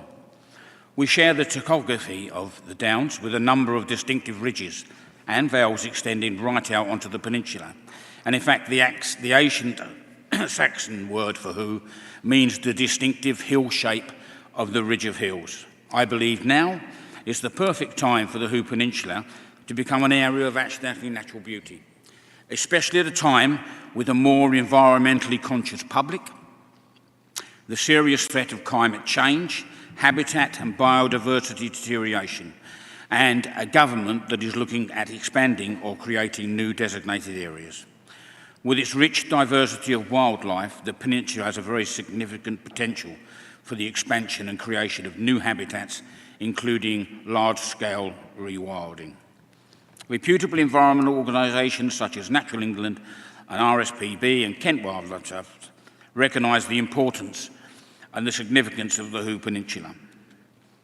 Will this Council and this administration support the designation of the Hoo Peninsula as an ANOB and join with other organisations and residents making this an ambition?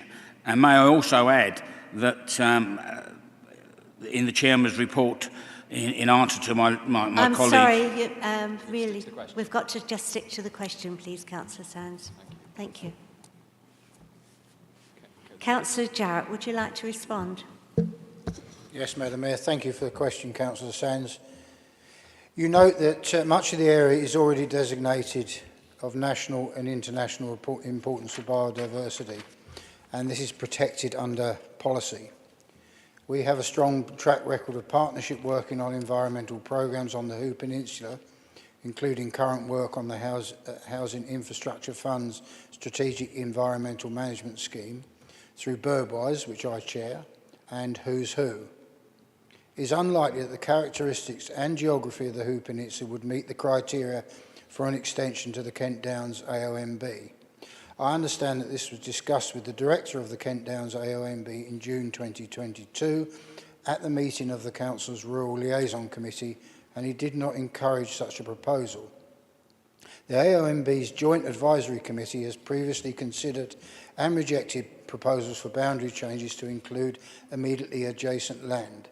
These decisions were made on the grounds of feasibility and resources, including advice from Natural England at the time, at the time that the process could take up to 10 years.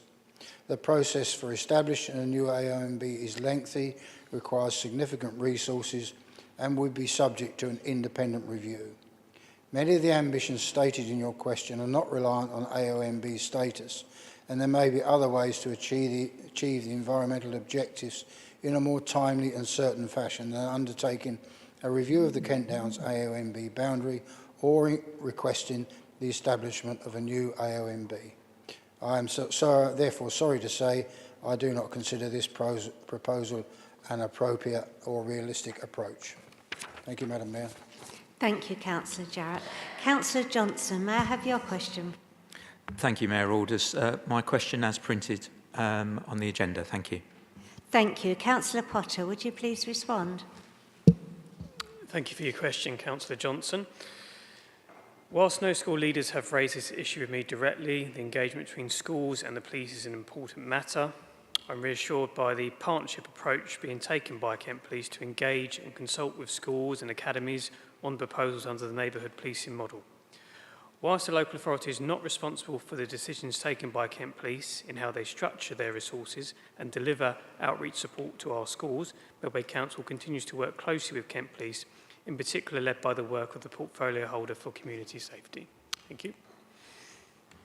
Thank you. Councillor Maple, may I have your question? Thank you, Mayor Alders. My question is as written. Thank you. Councillor Hackwell, would you like to respond? Thank you, Madam Mayor, and thank you for your question, Councillor Maple. The Electoral Commission report on the number and types of cases of electoral fraud investigated and their statistics go back as far as 2010. They only show the results per police area for the years 2018 onwards. Since 2018, there has been 17 cases of allegations reported in Kent, with only one in Medway itself. The only case in Medway related to the local elections and resulted in no further action due to lack of evidence. The specific nature of the allegation is not reported, and there is no guarantee that a returning officer would have been informed of the case.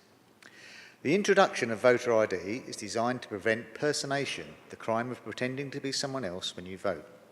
The government acknowledges levels of fraud are low, but argues that every ballot matters and that voter ID will protect the voters from having their vote stolen.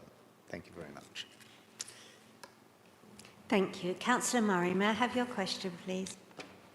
Question is printed, please, Mayor Aldous. Councillor Filmer, would you please respond? Yeah, thank you, Madam Mayor, and thank you for your question, Councillor Murray. Our highways network is extensive, making it one of the largest assets owned by the council. We have a statutory duty to maintain the public highway, but fulfilling that duty with such an extensive network can be challenging. As you quite rightly say, the recent cold and wet weather has had an impact on our roads, and I must again reiterate that this is not an issue for Medway alone. It's a national problem. Nevertheless, based on national indicators, Medway classified network is in better state than its national average. Last year, of the A roads, only 2% required maintenance compared to 4% nationally. And of the B and C class roads, 5% required maintenance compared with 6% nationally. I want to assure Councillor Murray and other elected members that we are not wasting taxpayers' money on short-term repairs. For the safety of our residents and road users in Medway, we do undertake critical repairs in the form of pothole patching. However, also we have a very robust annual surfacing programme which ensures that funding is spent reasonably by concentrating on the most deteriorated areas of our network. And to the end of the pothole, regarding the potholes, I've agreed this week to set up a new team starting next Monday that will be concentrating on potholes because it is a problem and it is a national problem. So we want to get it right in Medway. Thank you. Thank you. Councillor Hubbard, may I have your question, please? Thank you. As printed on the agenda. Thank you. Councillor Chitty, would you please respond? I'm happy to respond, thank you. The Strood Town Centre Forum is a body set up by Medway Council, has not, as you quite rightly say, has not met for a number of years. Not since the passing of the last independent chairman, who was very dedicated to his position. The forum is a partnership of Strood businesses and stakeholders working with Kent Police. All of this is part of your question and certainly part of what is important.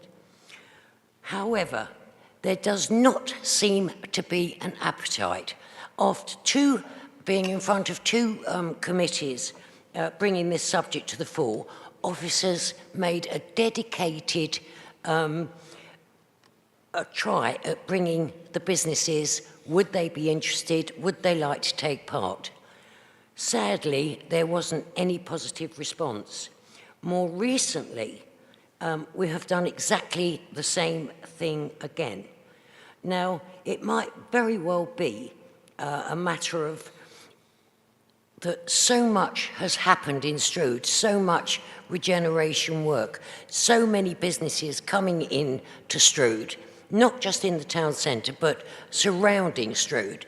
And this has certainly brought real value to the people and the surrounding areas that now have employment, they have choice, we have names within Strood, such as Marks and Spencer's, and all of this is so much in favour of Strood as an area. The town centre will always be focused in terms of, for example, the Strood Library being transferred there and the other services that came into Strood, which was absolutely fantastic for people wishing to make direct contact with the council and with the council relative to what was available to them. And that's been very, very popular indeed. So, yes, of course, it would be nice to see the forum back again, but I'm not in a position to press gang and try and force people into doing something that voluntarily they do not want to do. Thank you. Councillor Patterson, may I have your question? Question as written in the agenda. Councillor Chitty, would you respond, please? Yes, thank you. I think this is a really important question. I think it's something that needs careful consideration. Now, sadly to say, there are a number of reasons, but I don't think remuneration is one of them.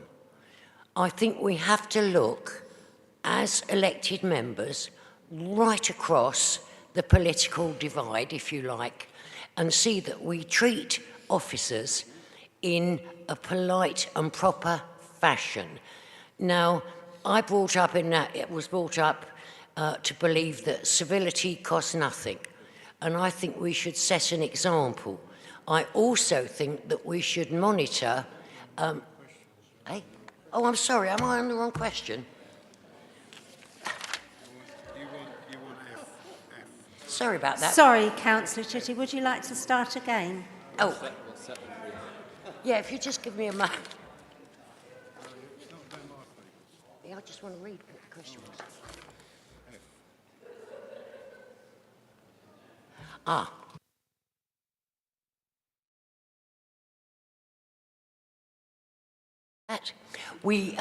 We're both on the same. Road as far as this is concerned. Every single time that there has been a proposal to close a post office, as an authority, as individual members and as members, we have made very, very strong representation in relation to these post office. It's important to this neighbourhood. To lose it is a tragedy for those people that depend on it. And I think we're all in agreement on this. And certainly there's absolutely no influence that we can bring to bear that changes the post office's mind. I go back many years to when Rochester, the main post office there, was closed.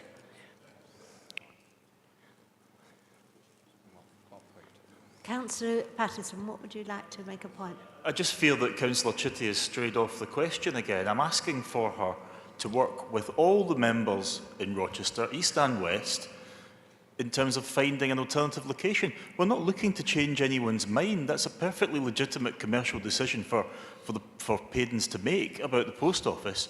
That's not what the question is. Can we stick to an answer that relates to the question, please? Thank you very much, Councillor Patterson. Well, I would have thought that the question was that we all work together to try and prevent closure of the post office.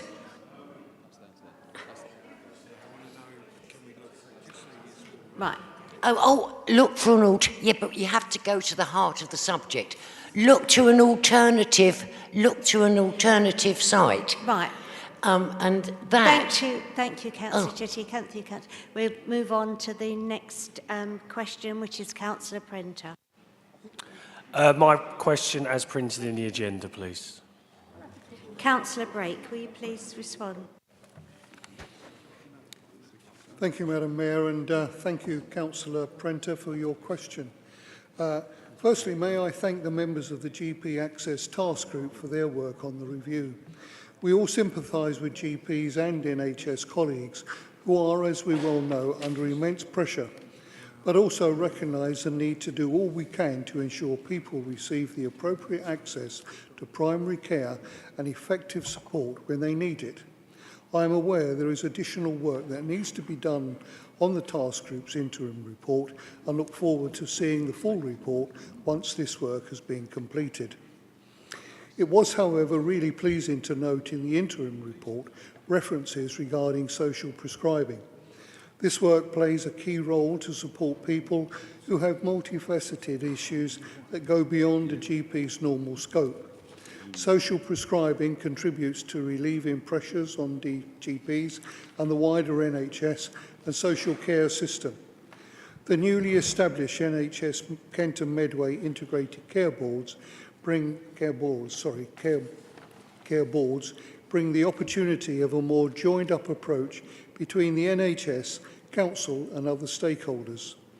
The creation of an integrated care strategy for Kent and Medway that is informed by local priorities will also help to further stimulate innovation within Medway.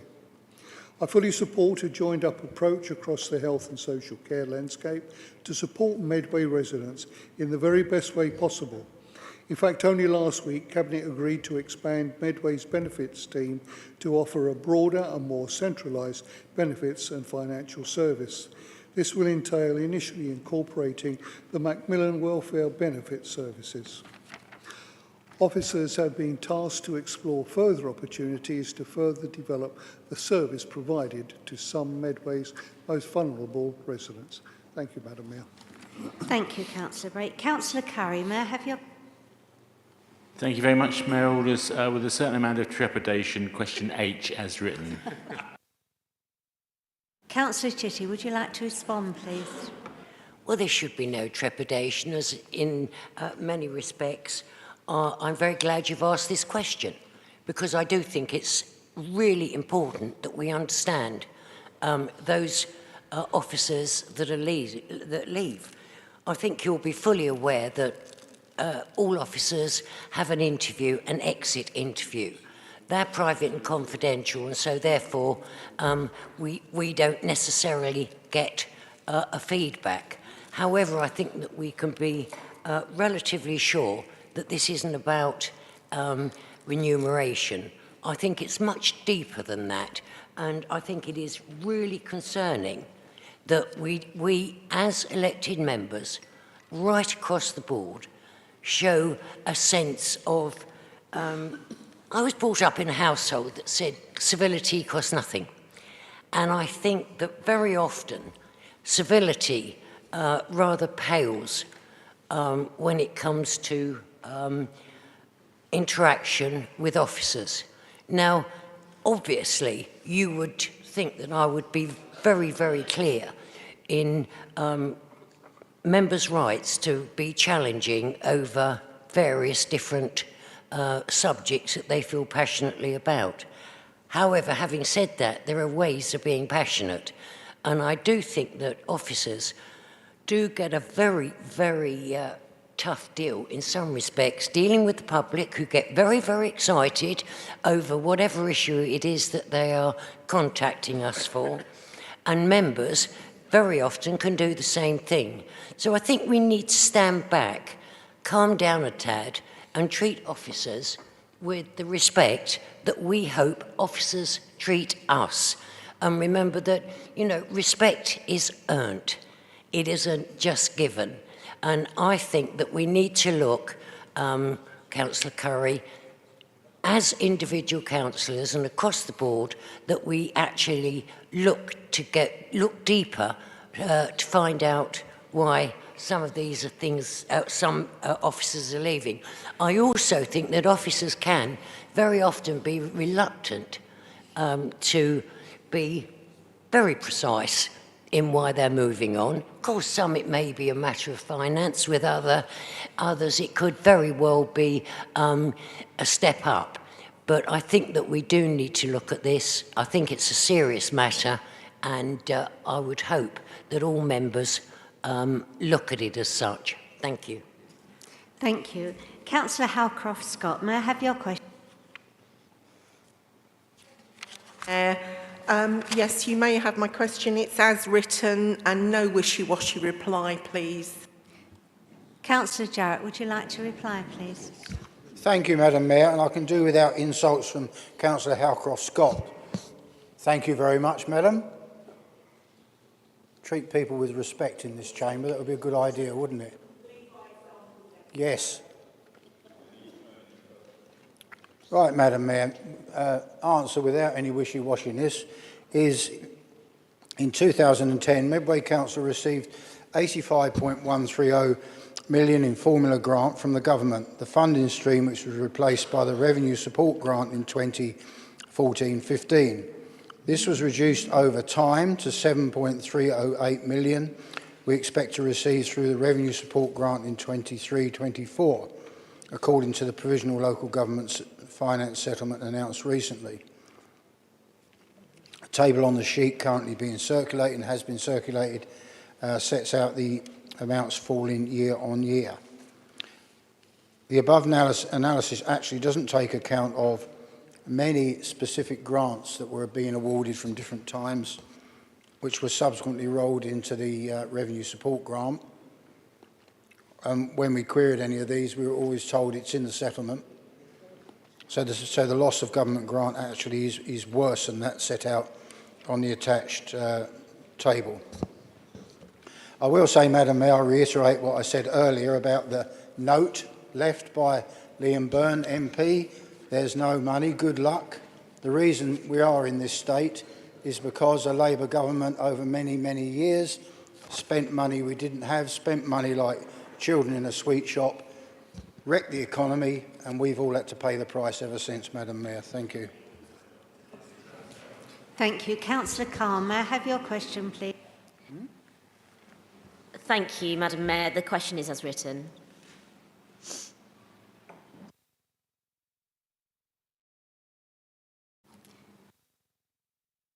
Councillor Hackwell, would you like to reply? Thank you. Yes. This is our last question. Thank you for your question, Councillor Khan.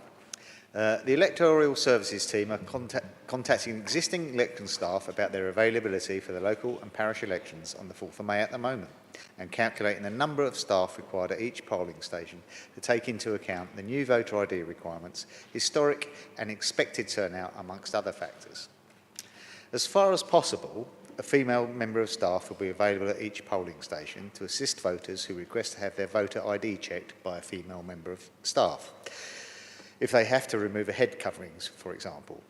If it is not possible to put this in place, it is intended that a female polling station inspectors will be given the delegated authority by the returning officer to carry out these checks. This is in line with the Electoral Commission guidance, which is not mandatory. Thank you very much. We're now on to item agenda 11, temporary accommodation purchasing. Councillor Doe, would you like to make your proposal? I think that you will all be aware, of course, that the various movements in the market that are going on, because people are not buying, there's been quite a change in that they're now renting far more than they did, so we're in a much more competitive situation. Added to which, something which we cannot prevent is the fact that we do get a certain number of people from outside, mainly because renting in Medway, although it's expensive, is actually less expensive than it is in other areas, particularly London, for example. So we really have got problems with temporary accommodation. And one of the ways in which I believe we can try to resolve these is actually to have a programme of our own, and I'm looking for a pilot programme here, which will cost us just over £5 million to acquire assets and to make sure they're properly refurbished and let. So if the market rises, as I'm absolutely certain it will over a period, it can't do otherwise, then actually the cost to the council will be less, but the accommodation will be better. So, and obviously, if we find that the scheme is not a success, which I don't think is very likely, we always have the option either to take them in as ordinary council housing, which I probably wouldn't do, or to sell them on the open market. So, basically, I'm asking you to adopt the Cabinet's view of this, and to take on to agree to add, I must sure I get the right figure, £5,590,000 to the capital programme, funded by prudential borrowing, to facilitate the pilot to purchase approximately 20 two-bedroom flats. Two-bedroom flats are in considerable demand, and that is where the pressure is. It's also where the sums work best at the moment. Thank you. Thank you. Is that supported? Thank you very much. Did you wish to speak now or reserve your right? Thank you very much.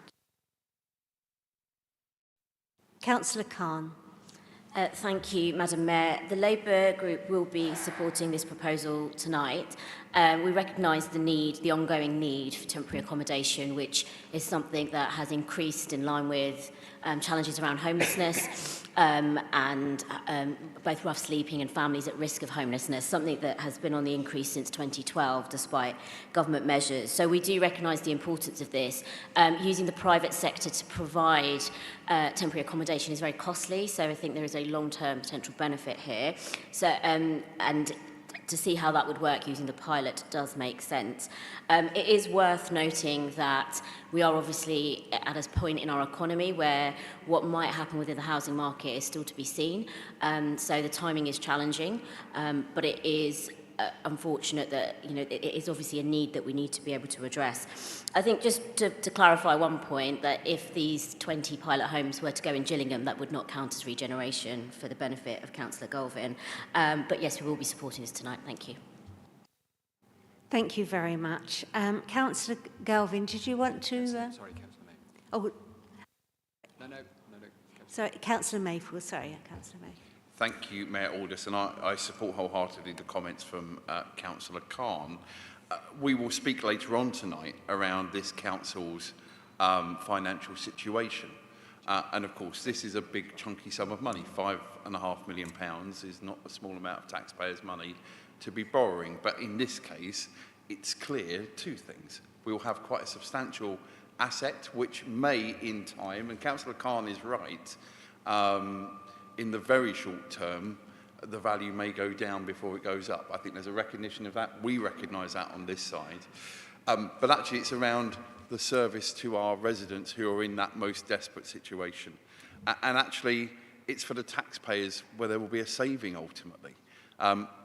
So we are in a situation. It is absolutely right to say this is a pilot, as Councillor Khan has referred to. This is important to say we need to learn from this to see that actually, is 20 enough?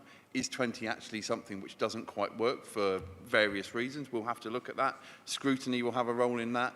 Cabinet will have a role in that moving forward. But the principle of saying actually, frankly, rather than giving some operators, some private sector operators who frankly do not operate at a level that any of us would find acceptable, taxpayers' money, for them to not reinvest in Medway, at a time we could be saying, actually, let's try for those individuals to have those circumstances where they're getting the best possible option in those challenging times, is a positive step. So as Councillor Khan says, we will be supporting this, and we look forward to seeing the ongoing results of the pilot as it goes forward. Thank you.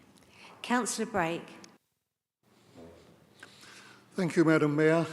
Just like to say that I fully support the report that's been put before us this evening. And in fact, by pure coincidence, I have dealt with 2 cases this week, and the week hasn't even ended yet, of where one council in particular, over the border into Kent, 2 cases where people had just taken advantage of the properties available in Medway. Yeah. They come in, they rent accommodation at whatever prices go in. Nobody ever inspects them, and their Medway council, at the end of the day, is left to pick up the pieces, pick up the tab, and look after these people.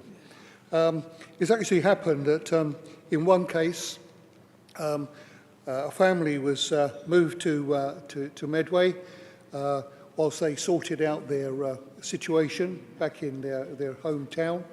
And 2.5 years later, we now have pleas that, well, we can't take these people back to whence they came simply because they've become almost established in Medway, and it's unfair that the Home Council are saying, well, come back, you've got 1 week to accept a property, otherwise you're on your own. And all that's happening, of course, is it's being put into Medway's area of responsibility. The second one is of a couple with young children who, again, by the same council, were put here into Medway. They'd only been here a week, and in fact, coincidentally, it's the same provider that this council outside of Medway have been using, only to find that the house is infested with mice. Who do the couple turn to? Medway Council, because they got in touch with the Home Authority, only to be told, well, you're living in Medway now, nothing to do with us. This is the wrong approach. We are being dumped on, literally, by so many local authorities outside of Medway, London included. And the actions being taken here, in my view, is in fact so positive that it's really going to help control the market.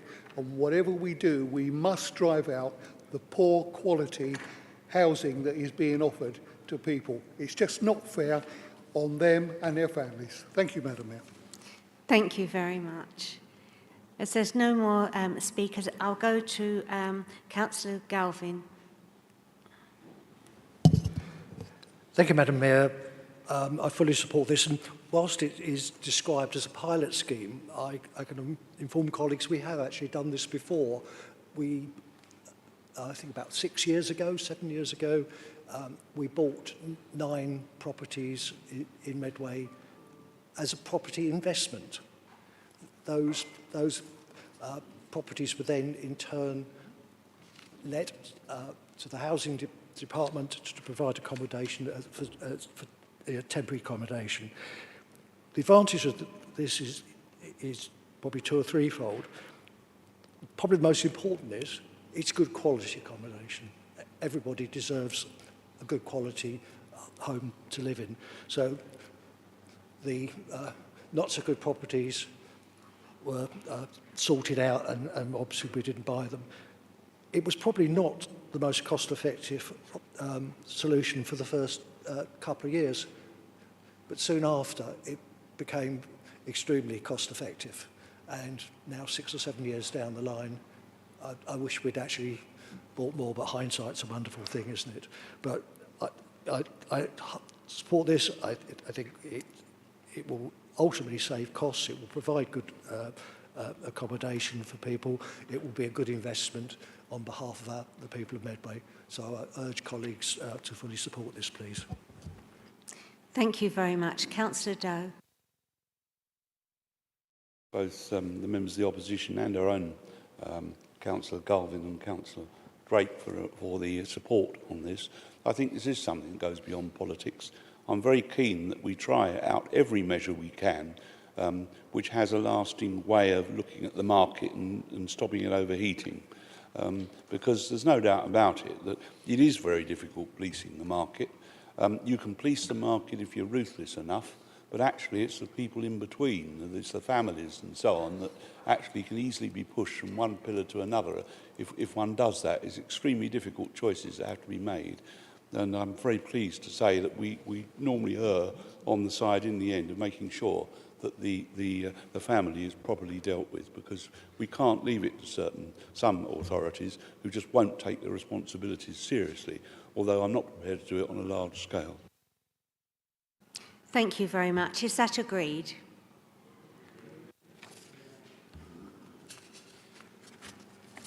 Item 12, Treasury Management Strategy Mid-Year Review Report. Councillor Jarrett, would you like to make the proposal? Yes, Madam Mayor, thank you very much. I'd like to ask Councillor to note the report as set out on the 12.1 on page 119, and just make a couple of comments, please, if I may. First of all, I'd like to draw members' attention to 5.5, which tells us that because of the volatility of interest rates, we actually have an overspend. That is a reduction in income when this was written. That won't play out at the end of the period. I'm quite confident of that. I'd like to draw members' attention to the deliberation of the Audit Committee, which I thought was very good, was very insightful. As colleagues can see, there's lots of questions there, lots of answers, and I think that was dealt with very well and demonstrates the ability of the Audit Committee, Madam Mayor. And finally, I'd just like to draw members' attention to Appendix 1, which sets out the economics update as written at that time, and I think that's very useful background for members to help us to understand the context within which our own financial situation is operating. So moved, Madam Mayor. Thank you. Is that supported? Yes, Madam Mayor, and I'd like to pay a tribute to the staff actually in the Treasury management exercise, because I think that what they're doing is balancing not only keeping money available when we need it. It's not only the question of it's a question of short-term or long-term investment, and the market is not straightforward at the moment. And you have to be extremely light on your feet in order to get the best deals. And I think what it shows is in the graphs that actually they're doing an extremely good job, and I do congratulate them on that. Thank you. Thank you. Councillor Osborne. Thank you very much, Madam Mayor. And the Labour Group will be supporting this proposal this evening. Similar to the leader, actually, I picked up on a similar theme. In fact, it's worth members reading the Appendix 1, and in particular, page 122. I can tell you Liam Byrne doesn't feature in this appendix report. However, Liz Truss and Kwasi Kwarteng do feature, and I'm afraid they are to blame for this economic crash that we are currently suffering. And this report indicates that every man, woman and child in Medway is unfortunately suffering because of their incompetent financial management, and this council is also suffering as a result. Similar to the leader, also referencing 5.5, which is a direct cost of their economic incompetence. It's also of note that he says we won't be in this position in terms of our capital borrowing at the end of the year. That might be because we've just increased our capital borrowing threshold by £500,000 at the last audit committee. So that might be the reason why we are due to hit it. But we are seeing an increase in borrowing, and we will be seeing an increase in borrowing over the next 4 years, partly to fund the HIF bid that is needed. And then I wanted to raise in particular two elements of concern that were raised by members, including the debt maturity profile on 4.7, and in relation to LOBOs, which were taken out in the mid-2000s. We are very interested to see the decision-making and paperwork behind those LOBOs that were taken out, and it is hoped after May we'll do some deep diving on whether they were the correct decision at the time. And in addition to that, lastly, just around the loan to Medway Development Corporation, it has been raised consistently by our auditors and by SIPFA that members of this cabinet should not be sitting on third-party bodies such as property development companies, MDC and other organisations, and yet consistently we get the backdrop that you are not willing to step back from these organisations. Given the amount of press we've had from the liability of other third-party organisations in recent years, there needs to be a change in this attitude. We need to be adopting and following best practice from our auditor, and so sitting on third parties is not acceptable, and the Labour Group have made that clear that we would not follow that process. So whilst we do welcome and accept the excellent work our Treasury team do, and ever since it has moved in-house, it has delivered and successfully, the backdrop to this report is not as favourable as it could be, partly due to the incompetent rabble that is going on in the government, the same government you're leafleting for in May. Thank you very much. Thank you. Councillor Cooper. Yeah, thank you, Madam Mayor. I don't very often talk about financial things because I leave that to the people who know best what they're talking about, including my colleague, Councillor Osborne. I did pick up on the page 122 reference to the new team of Liz Truss and Kwasi Kwarteng, because I looked at that and I thought, hang on, what are they doing in there? Because they're not the new team, they were gone, and they're only there for a short while. And I believe that Mr. Kwarteng is having problems with his taxes at the moment, so that is quite a difficult thing to understand. So I'm just wondering when this report was actually written, because why are they in there? Was this picked up at audit? And what is the consequences of the rest of the report if this is something that we're looking at for what they did? Thank you. There's no other member wishes to speak. I will go back to Councillor Doe. Jarrett. Councillor Joe spoke. Oh, spoke. Sorry, Councillor Jarrett. Thank you, Madam. Thank you, Madam Mayor, and thank those colleagues who deserve to be thanked. It's interesting what Councillor Osborne said about Lobos, looking into them, whether it was the right thing to do at the time. Well, we all thought it was the right thing to do at the time, and why wouldn't we? And that went through and was passed by council at the time, so no amount of introspection will change that, will it, Madam Mayor?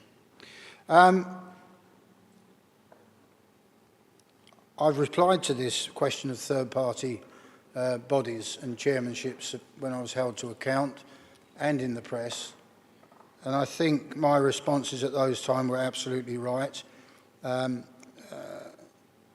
I have absolute confidence in the directors that we have sitting on outside bodies. I believe that's the right approach because we have people with the right background, the right skills, the right knowledge to do those. Were there less able people available, then the situation might be different. But as I said to Councillor Maple at Scrutiny, we run Medway Council, not the auditors. The auditors are there to advise us. Advisors advise and members decide. And in this case, I'm absolutely certain that we've made the right decision and I see no reason to make a change. But others will decide in due course, Madam Mayor. Thank you. Thank you. Is that agreed?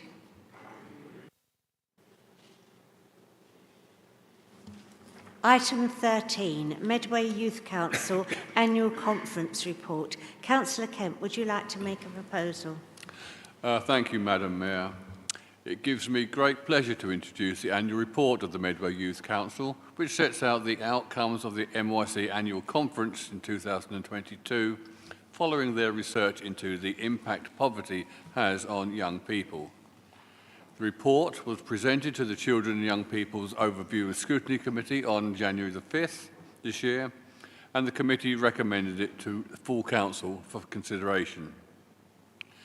The conference focused on the main aspect of food and education poverty, as well as discrimination and stereotyping. The MYC were able to gather information about young people's views on poverty and how it affects them on a personal level. 12 schools, including grammar and non-grammar schools, were represented with an estimated 70 people attended. I would like to thank Rose Stokes, the chair of the MYC, for attending our Overview and Scrutiny Committee meeting, where she presented the report, and this certainly helped the committee in its discussion on the report. I would like to draw your attention to sections 2 and 3 of the covering report, and of course the appendices to the report from the MYC. So with that, I would move the recommendation as laid out in paragraph 8.1 of the report as follows. The Council is asked to note the Medway Youth Council Annual Conference Report 2022, which details outcomes of their research into the impact of poverty on young people, along with the comments of the CYP ONS Committee as set out in section 4 to the report. Thank you. Thank you. Is that supported? Councillor Lamas, do you wish to speak now or reserve your right? Very happy to support the report, Madam Mayor, and I would wish to reserve my right to speak.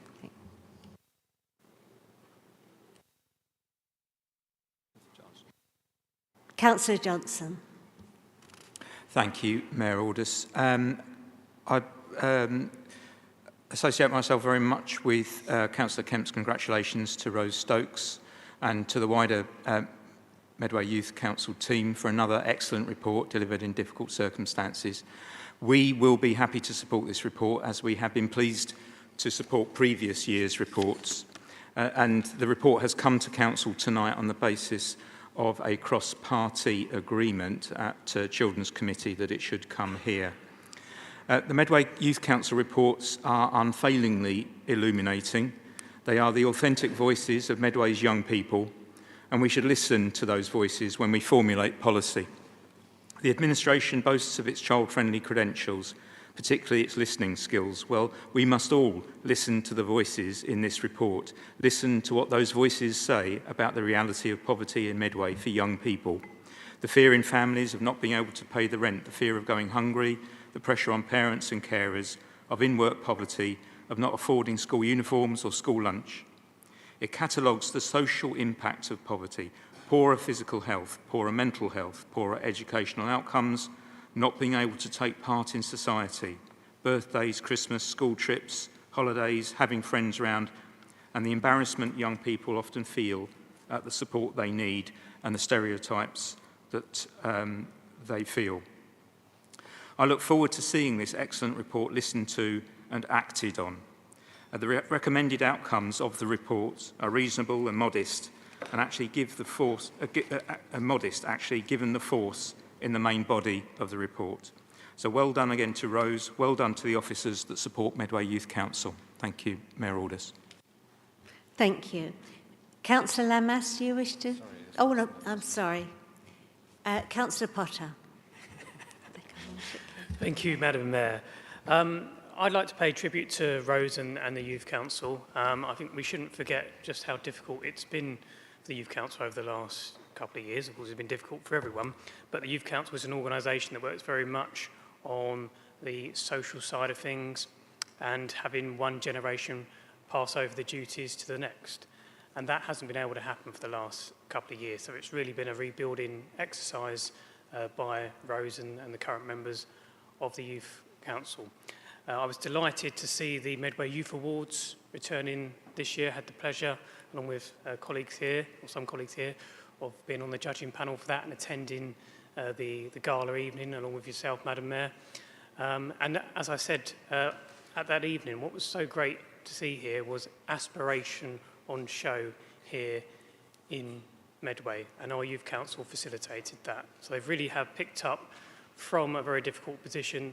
They're rebuilding. We've got an excellent report here. There are a number of recommendations here where I will be working with them in both as portfolio holder for education and schools and in my child-friendly Medway role to open doors and support them in delivering on those recommendations. But I'd like to pay a tribute to the Youth Council once again. Thank you, Madam Mayor.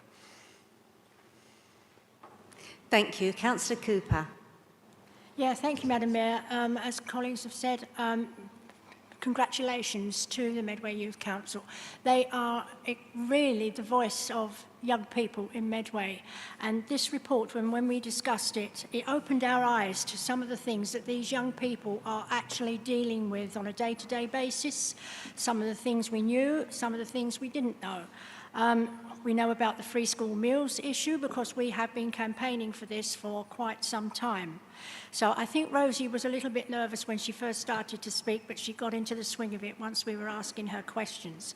So I'm hoping that Medway Youth Council will receive the applause and the accolades that we have been giving them after the May elections, so any new councillors will know about the Medway Youth Council and have an induction section about them because they need to know about them as well. So, and also for our children in care, we need to have information when new councillors come in. So thank you very much to the Medway Youth Council. They've done a grand job and long may they continue. Thank you. Councillor Maple. Thank you, Mayor Aldous, and like colleagues previously, I'd want to congratulate Rose as chair, but also the whole Medway Youth Council team. It is a team effort, I know that for sure. And the sad reality is actually, by the decision we took 2 items ago around slightly better temporary accommodation, that's in part recognising some of the issues that young people are raising directly in their report. So take that as you will. I mean, I think we often talk about the cost of living crisis and the pressure that families and young people are under. And I think seeing it in such a granulated way, seeing the first-hand experience of our Medway young people, I think if as Councillor Johnson said, you know, if you haven't had an opportunity to read those 4 appendices, please do. It gives you some pretty stark reading. So I agree with others. Whoever is sat in that chair come May the 5th, their team needs to make sure that we are working as hard as we can, working with partners, working with others to try and tackle the issues our young people are telling us. And absolutely right from Councillor Cooper, who has been an outstanding corporate parent, one of the very best. And actually there will be 59 corporate parents in this chamber, some who have done it for a while, some who are brand new. It's really important, regardless of all the other things we're going through, that we hammer that message home to candidates who will be standing for our parties and indeed no parties. So, Mayor Aldous, I wholeheartedly support this. It's a very good initiative that we've seen for the last couple of cycles to see this report come here. Long may that continue, whoever's set in this chamber, because this is a direct opportunity, and there aren't that many to hear in this full council chamber the true voice of young people in Medway. Thank you. Thank you. Councillor Lemmas. Thank you, Madam Mayor, and I too would like to add my thanks to Rose Stokes, who chairs the Medway Youth Council, and all those who work in it. Someone who was a member of myself quite a few years ago now. I'm very aware of the value they add to Medway and the fantastic role they add at being Youth Voice. In terms of the report specifically, I've taken away 4 points from their work. The first 2 are kind of concerns, and point 3 and 4 are things that I would like portfolio holder Martin Potter to see what further the council can do based on their findings. First is their concern about uniform prices.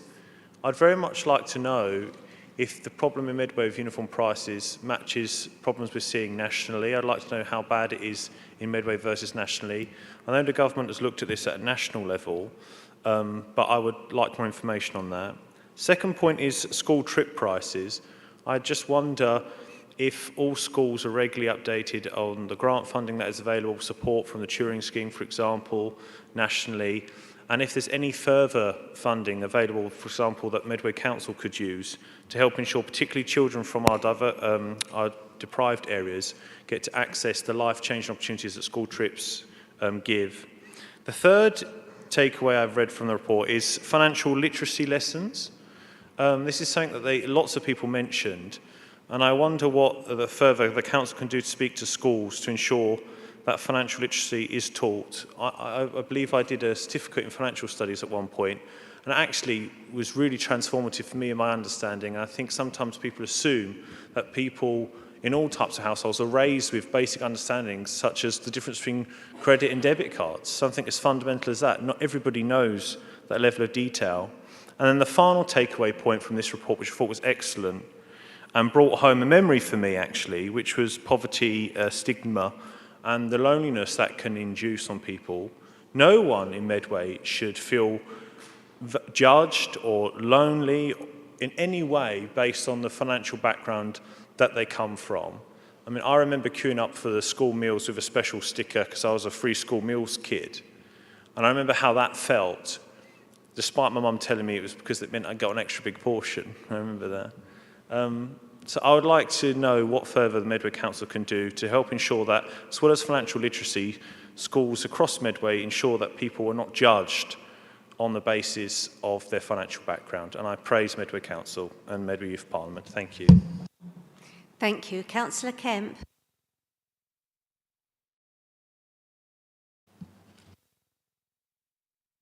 Thank you, Madam Mayor. I'm pleased to get cross-party support on this and have nothing further to add. Thank you. Is that agreed? Item 14, change to the Constitution, Overview and Scrutiny Committee, Terms of Reference. Councillor Hackwell, would you like to make your proposal? Yeah, thank you, Madam Mayor. This report presents a proposal to amend the terms of reference of 2 of our Overview and Scrutiny Committees, namely Business Support and Regeneration, Culture and Environment. The purpose of the proposed changes is to allow the Regeneration, Culture and Environment ONS Committee to consider an annual report from Medway North on operational matters, whilst the Business Support ONS Committee will consider an annual report from Medway North on more strategic matters. Currently, only Business Support has a responsibility for considering reports from Medway North. Therefore, this proposal is sensible, as RCE and ONS Committee is the more appropriate committee considering those operational matters, given its emphasis on frontline services. As can be seen in the report, both of the OS committees have supported this proposal. As portfolio holder for democracy and governance, I am happy to support this proposal. Therefore, I will move the recommendations as laid out in paragraph 6.1 of the report as follows. It's recommended that the Council agrees to change the overview and scrutiny rules set out in the Council's Constitution, Chapter 4, Part 5, as set out in Appendix 1 to the report. Thank you, Madam Mayor. Is that supported? Do you wish to speak now or reserve?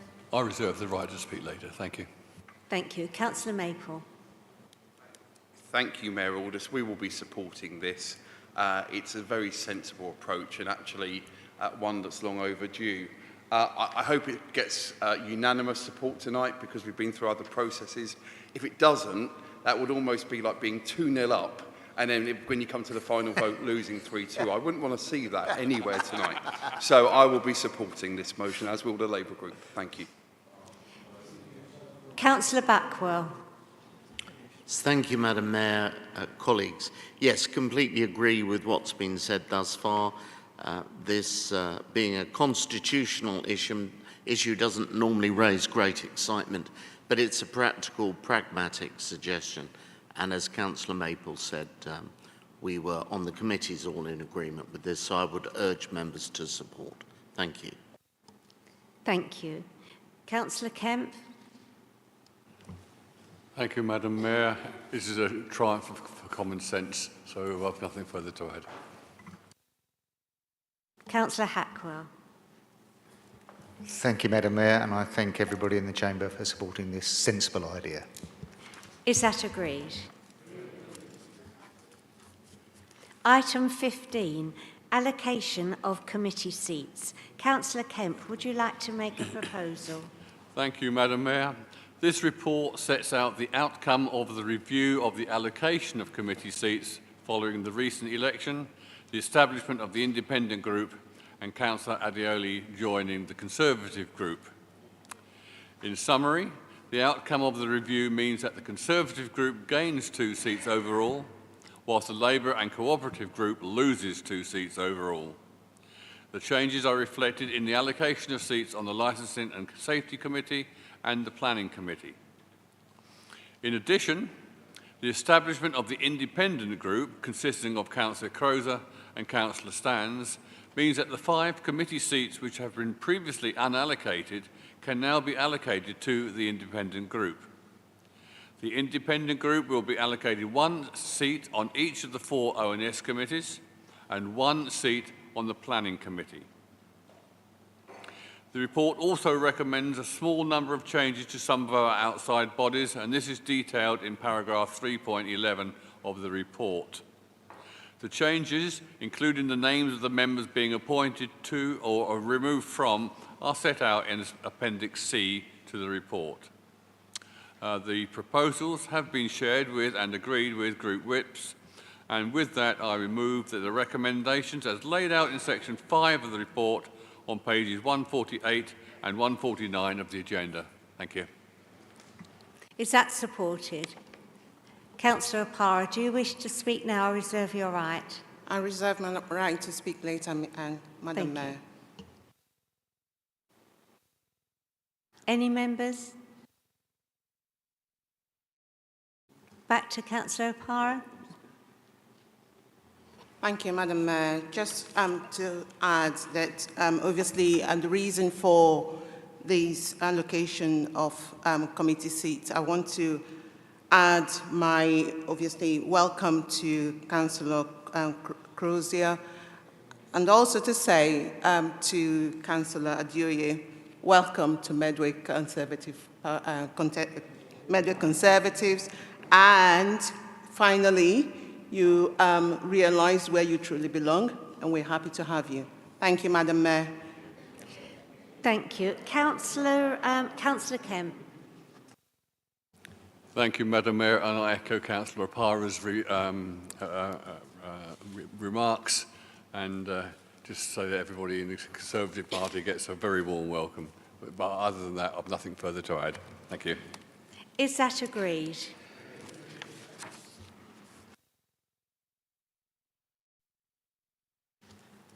Item 16, Schedule of Meetings 2023 to 24. Councillor Kemp, would you like to make your proposal? Oh, thank you again, Madam Mayor. This report sets out the provisional programme of meetings for 2023 to 2024 municipal year for recommendation to the annual meeting of the Council on May the 24th. Overall, the schedule of meetings generally follows the same pattern as current municipal year, and Democratic Services have consulted with group whips, directors and other lead officers from each directorate before bringing this report forward. So therefore, I will move the recommendation as laid out in paragraph 6.1 of the report, which reads as follows. The Council is asked to agree a provisional programme of Council and Committee meetings for 2023/24 as set out in Appendix 1 to the report for recommendation to the annual meeting of the Council on May the 24th, 2023. Thank you. Is that supported? Thank you, Councillor O'Para. Do you wish to speak now or reserve your right? I'd like to speak later, Madam Mayor. Thank you. No members wish to speak? So we go back to Councillor O'Para. Thank you, Madam Mayor. The proposed schedule is obviously likely to change, will change in May. When, Madam Mayor, I believe that this council will return to another Conservative administration. Thank you, Madam Mayor. Thank you. Councillor Kemp.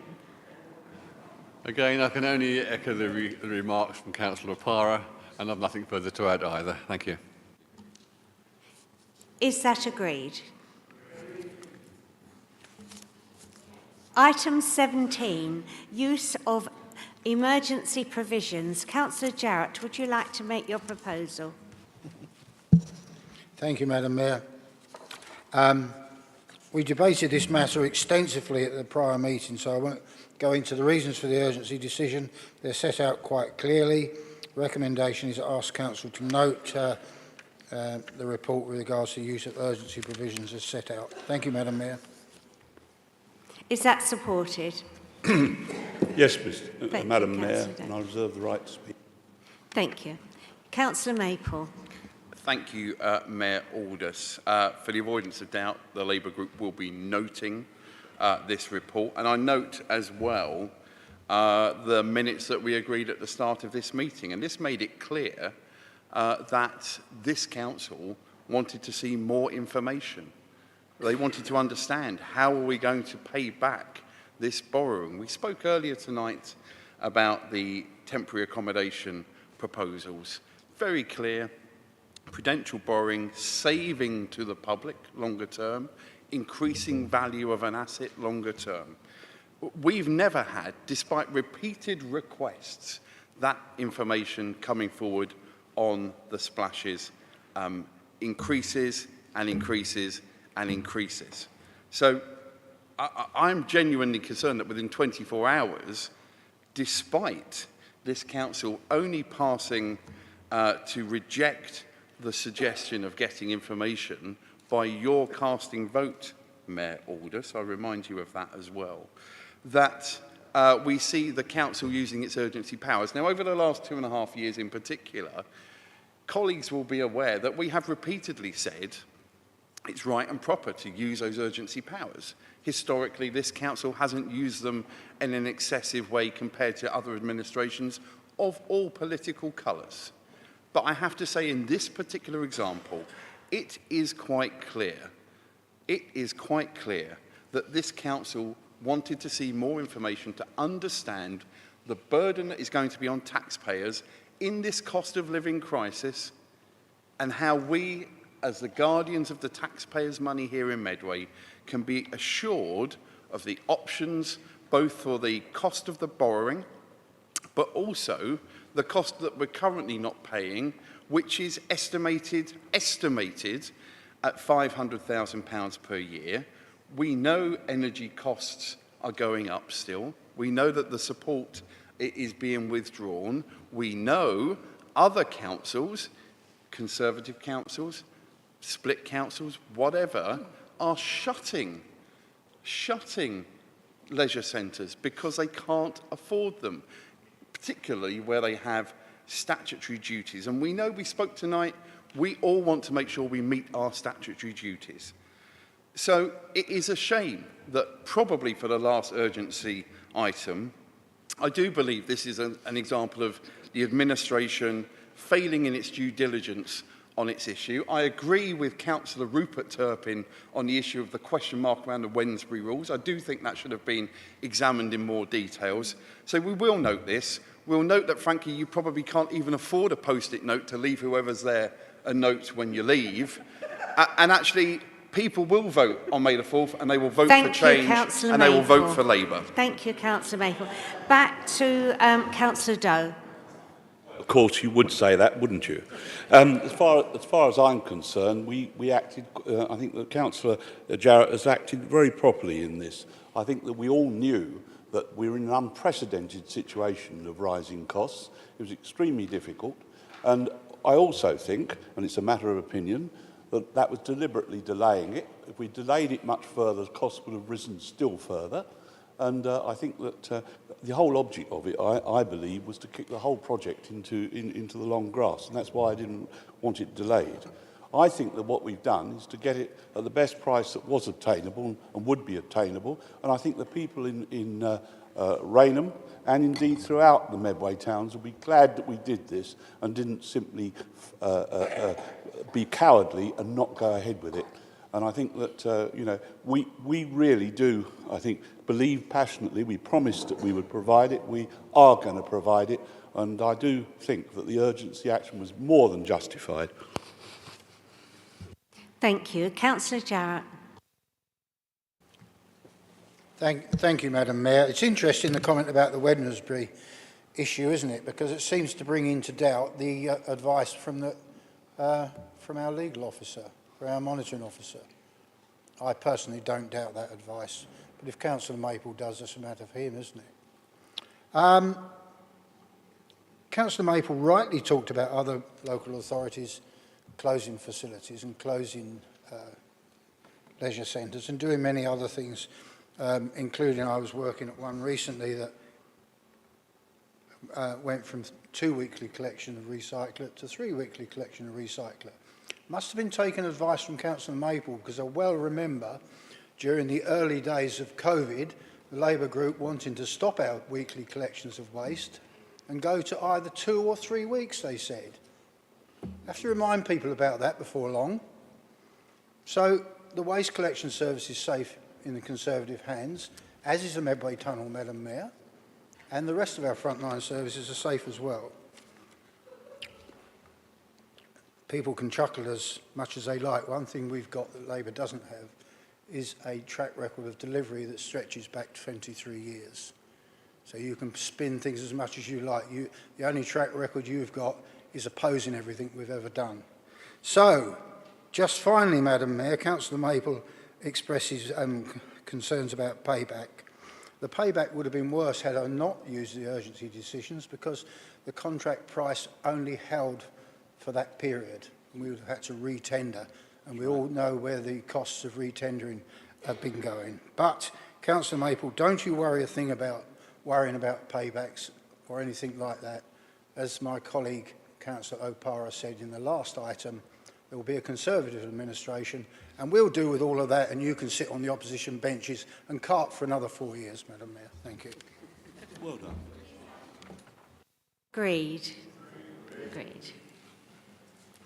Moving on to item 18, motions. A, I call upon Councillor Galvin to propose the motion of item A. Thank you, Madam Mayor.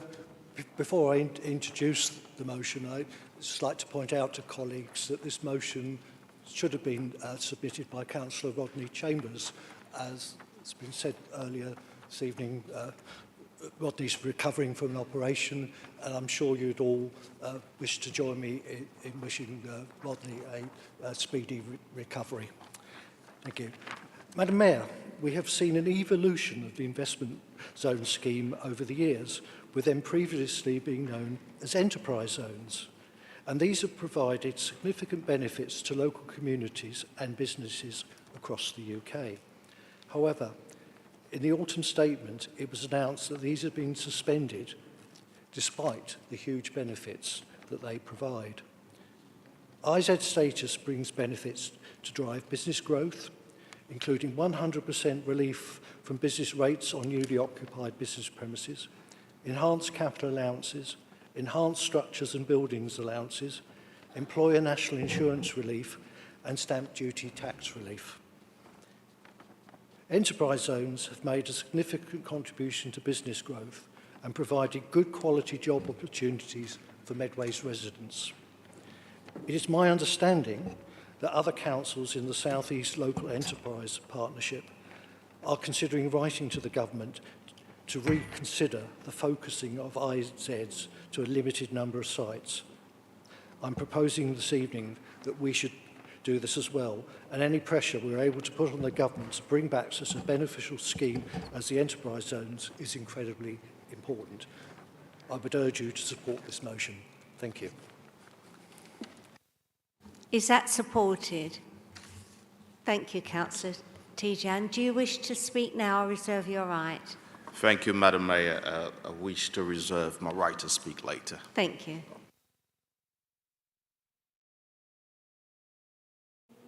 Any members? No.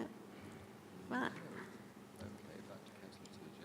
Back to Councillor Tijan. Do you wish to speak? Thank you, Madam Mayor, and I want to thank Councillor Govan for bringing this motion forward. An enterprise zone or investment zone will bring huge benefit to Medway, as outlined in his submission. And you know, I'm sure colleagues will agree that this will create jobs, it will drive economic growth, it will increase our GVA and GDP, it will boost our local economies, and it will be the right thing for us to submit and hope central government can give this due consideration and make the right decision from our submission. Thank you. Councillor Galvin. Thank you, Madam Mayor. I'd like to thank Councillor Tijan and colleagues for your support. Thank you. Do we need to go to the vote, or is it agreed? Thank you. I call upon Councillor Osborne to propose the motion at item B.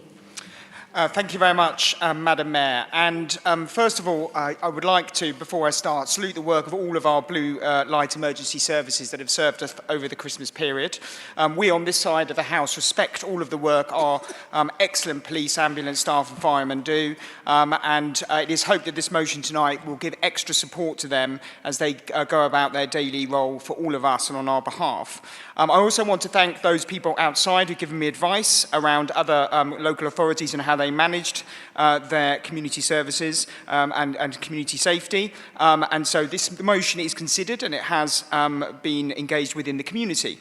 And every member here knows that antisocial behaviour and crime is an issue. It's raised in your inboxes, emails, and antisocial behaviour is something of significant concern.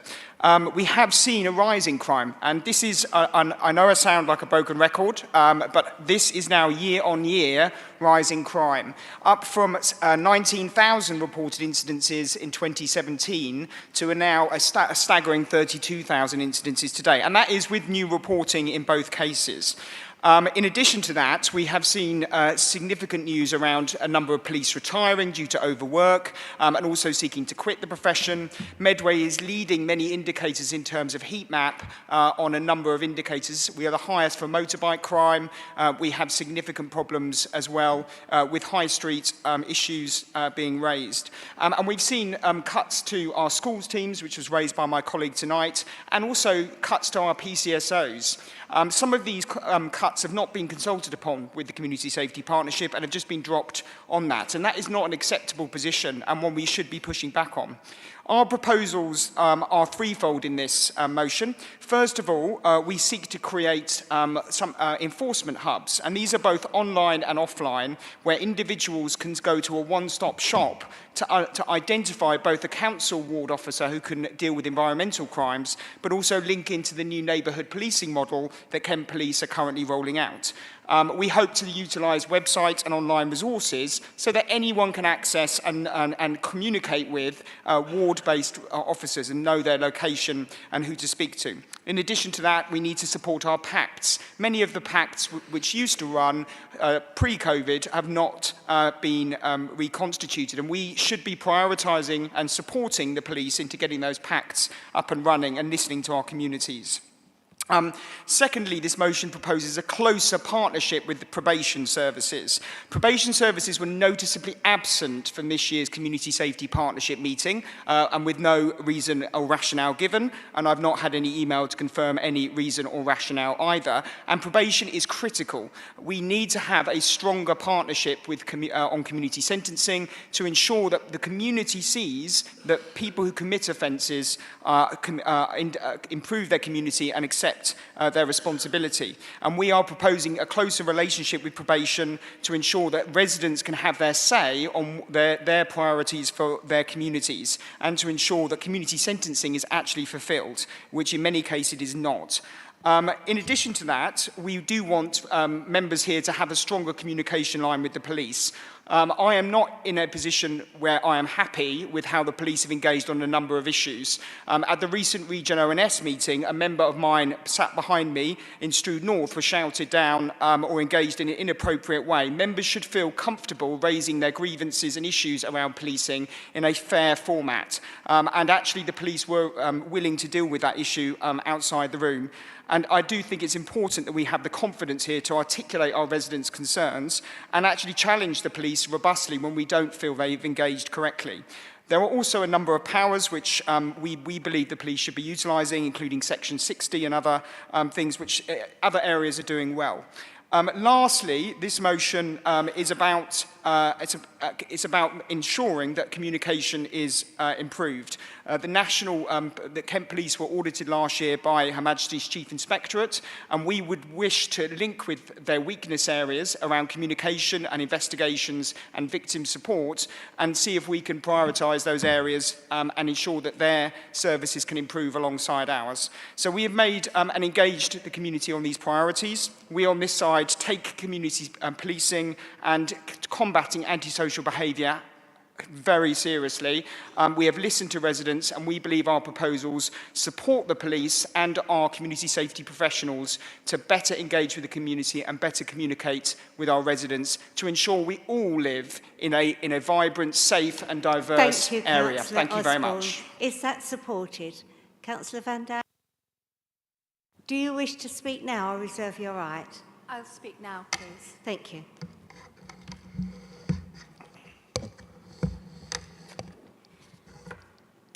It's clear that increasingly, since the significant reduction of PCSO numbers across Kent, there is a problem with capacity within Kent Police to respond in a timely and effective way to incidents.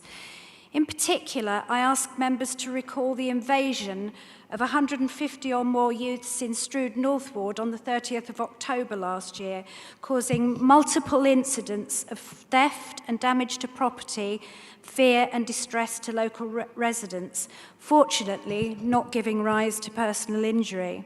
In spite of numerous 999 calls seeking police help from local residents, only one, followed by one other car, arrived, and these officers were not equipped to deal and were forced to remain in their vehicles. It was some considerable time later that appropriate resources were deployed, we believe from other parts of Kent, and the situation brought under control.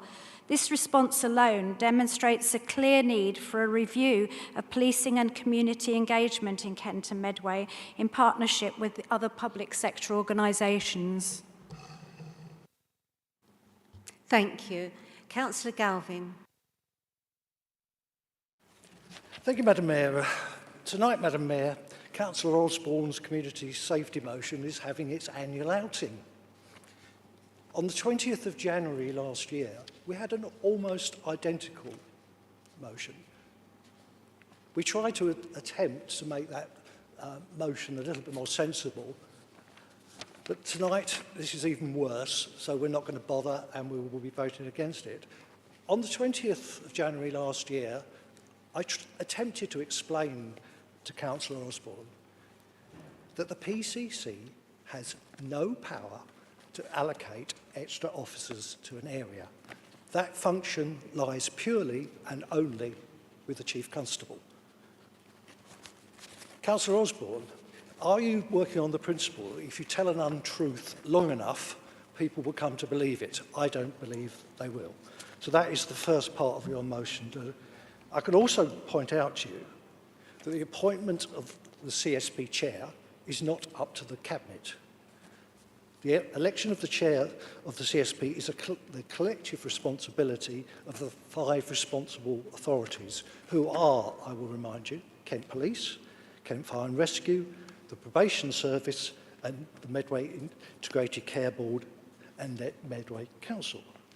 I will also remind you that the CSP is not a scrutiny committee. The body responsible for holding the PCC to account is a joint committee which has both members from Medway and KCC. The Crime and Disorder Committee of the Council under Section 19 of the Police and Justice Act 2006 is the Regen ONS Committee. The CSP is a statutory body whose duty is to deliver safer communities as set out in the Crime and Disorder Act 1998 and relevant legislation. In doing this, the partnership coordinates community safety activity at a strategic level to reduce crime, address the risk, the threat of harm to victims and local communities, and also to facilitate the strengthening of Medway's communities in the delivery of local initiatives. So I think that deals with number 2. As to number 3, I looked up on the Redbridge Council's website about this amazing enforcement hubs. As far as I can see, their police surgeries held in libraries and hubs, very much the same as we please hold local surgeries here in Medway. And these are all announced on My Community Voice Kent. So I don't see there's any need for a day trip to Redbridge at our council taxpayers' expense. So I think that deals with number 3. 4, the probation service... Sorry, Councillor Galvin, we're out of time. Councillor Maple. Thank you, Mayor Aldous. I will be supporting this motion from my friend and colleague, Councillor Osborne, for a number of reasons.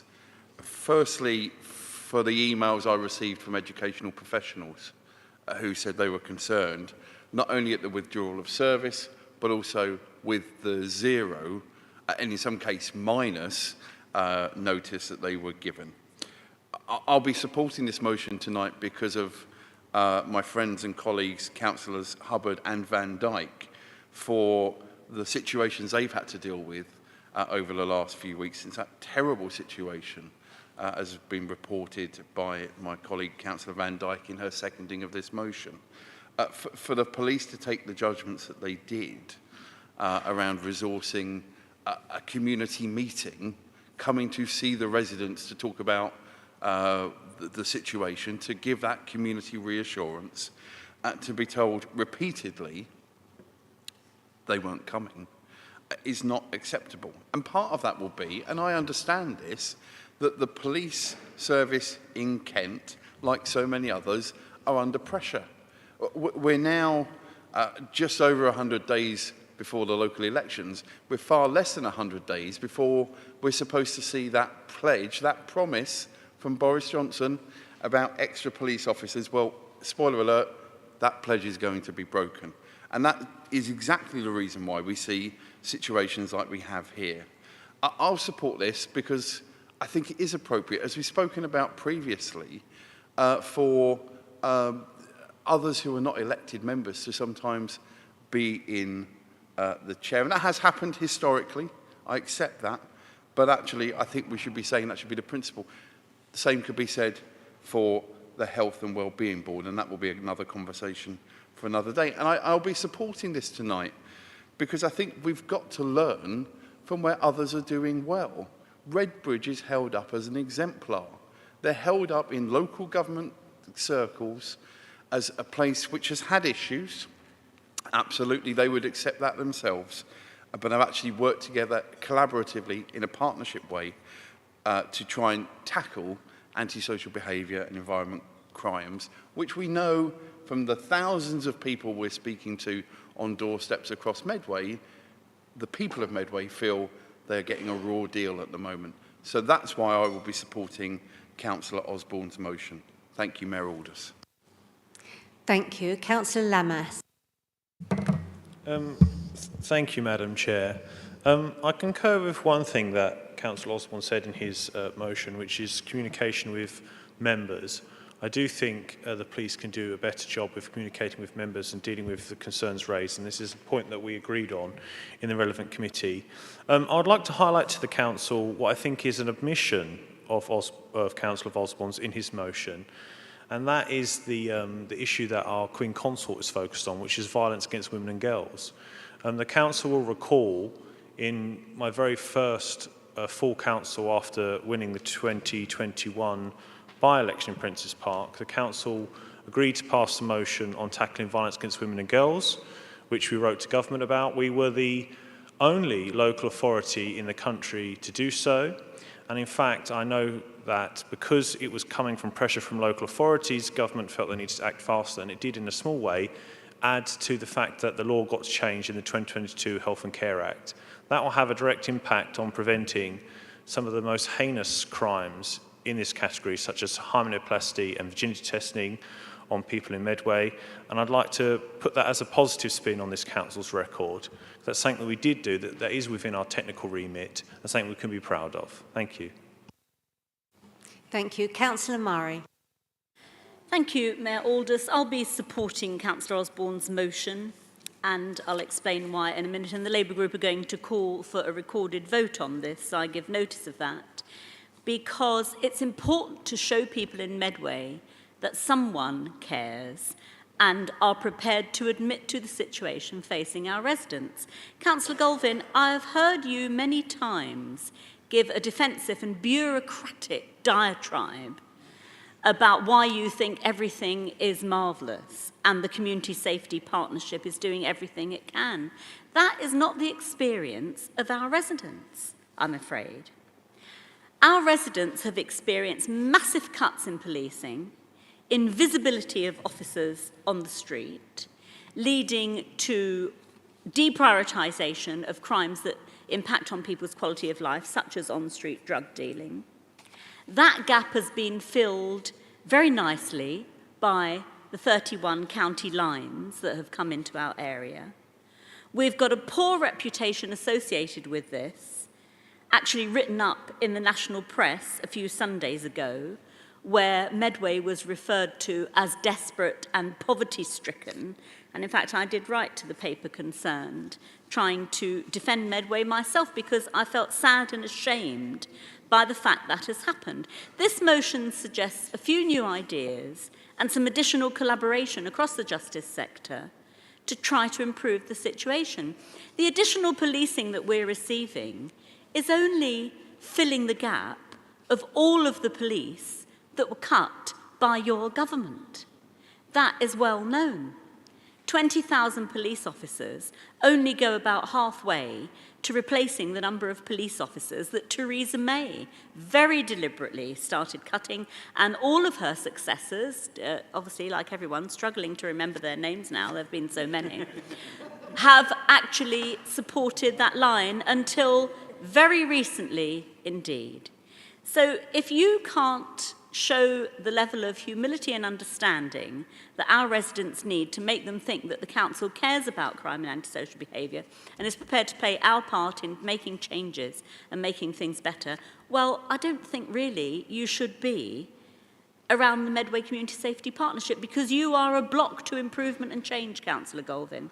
And I felt that myself very strongly when you kindly attend police surgeries, trying to take over the conversation, prevent people from actually saying what they want to say, and trying not to find any solutions. On the contrary, promulgating your own ideas that everything's fine. It isn't true. Nobody in the wider public accepts that. And now you're going to reject something that actually shows a few new ideas. Councillor Murray. Councillor Brake. Thank you, Madam Mayor.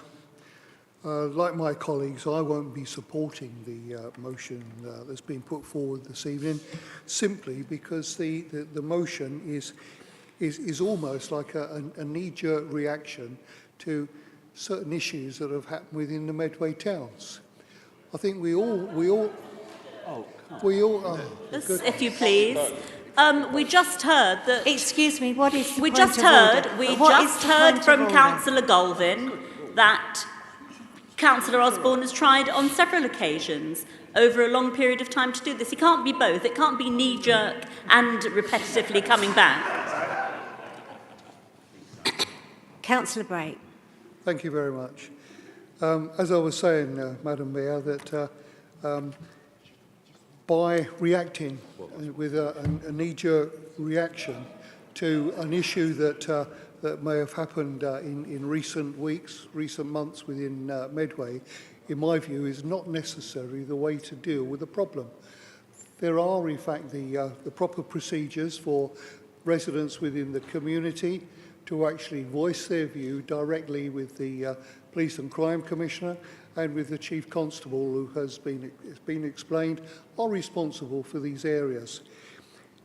It's not down to us to start telling the police how many officers and PCOs should in fact be assigned to an area. If there is an area of concern, that is down to the police constable to actually determine the police requirements that are required in specific areas across the county, across Kent, and indeed Medway. This, in fact, is all about partnerships. It's all about very much working together. And my experience of working with the police has always found them always prepared to listen, always prepared to take the necessary action. And I could go on with many lists, many items where direct help and support has been given at a ward level in order to deal with issues, because it's all about working together. The probation service has been mentioned as part of this programme, and that indeed is a very important part, because the probation service actually prepare the reports for the courts to determine the level of punishment that should in fact be meted out to offenders, whatever that case may be. And again, my own personal experience has shown that not only are the probation service in the best place to be able to put forward very good recommendations, and here we talk about community penalties, which are extremely useful and in fact involved people who have committed an offence working within the community in order to pay back into the community for the problems that they have created. My old colleague, in fact, somebody we knew extremely well, Councillor Mike O'Brien, and myself, we were both magistrates on the youth panel. Thank you, Councillor Brake. Councillor Johnson. Thank you, Mayor Aldous. I'm disappointed by Councillor Golvin's patronising dismissal of Councillor Osborne and this motion. This motion is not the same as last time, but the principle is back because crime is rising and residents are losing confidence in the police response. One resident contacted me about being threatened with a knife. Now, I'm not in a position to make a judgment about what happened or the police response, but I know what he felt about what had happened. ASB on the High Street in Gillingham, drug dealing. So And Councillor Van Dijk's experience and Councillor Hubbard's experience as well tell us that the time for this motion is now. The time for this motion is overdue. I'd like to focus on the schools team. The schools team provided invaluable support to schools and their communities. They provided an immediate resource which was on hand to support with a range of issues, safeguarding community tensions, giving a familiar face to policing for young people. They made an effective difference to the lives of students, teachers and communities. They were able to diffuse community tensions. That team has been lost. Why do I mention that now? Because those are the benefits of close neighbourhood policing. There are real benefits of having close neighbourhood policing. There is a need for a responsiveness to residents' concerns that comes from that close neighbourhood policing. The CSB priorities give lower priority to neighbourhood policing. Residents feel they're not listened to. The schools team is one way in which those concerns could be practically addressed. This motion and its recommendations are entirely reasonable, and I will be standing up for residents by supporting it. Thank you, Mayor. Thank you. Councillor Hackwell. Thank you, Madam Mayor. Just first off, a lot has been said tonight about the lack of police officers. Well, if you bother to investigate, you'd find out that Kent Police has the highest number of officers than they've ever had in their history at this present time. So I don't understand where this lack of police officers is coming from. With regard to this motion, specifically the point 2, I, along with Councillor Tijan, sit on a Medway Police and Crime Commission panel, which has representation to represent Medway Council, which holds the PCC to account.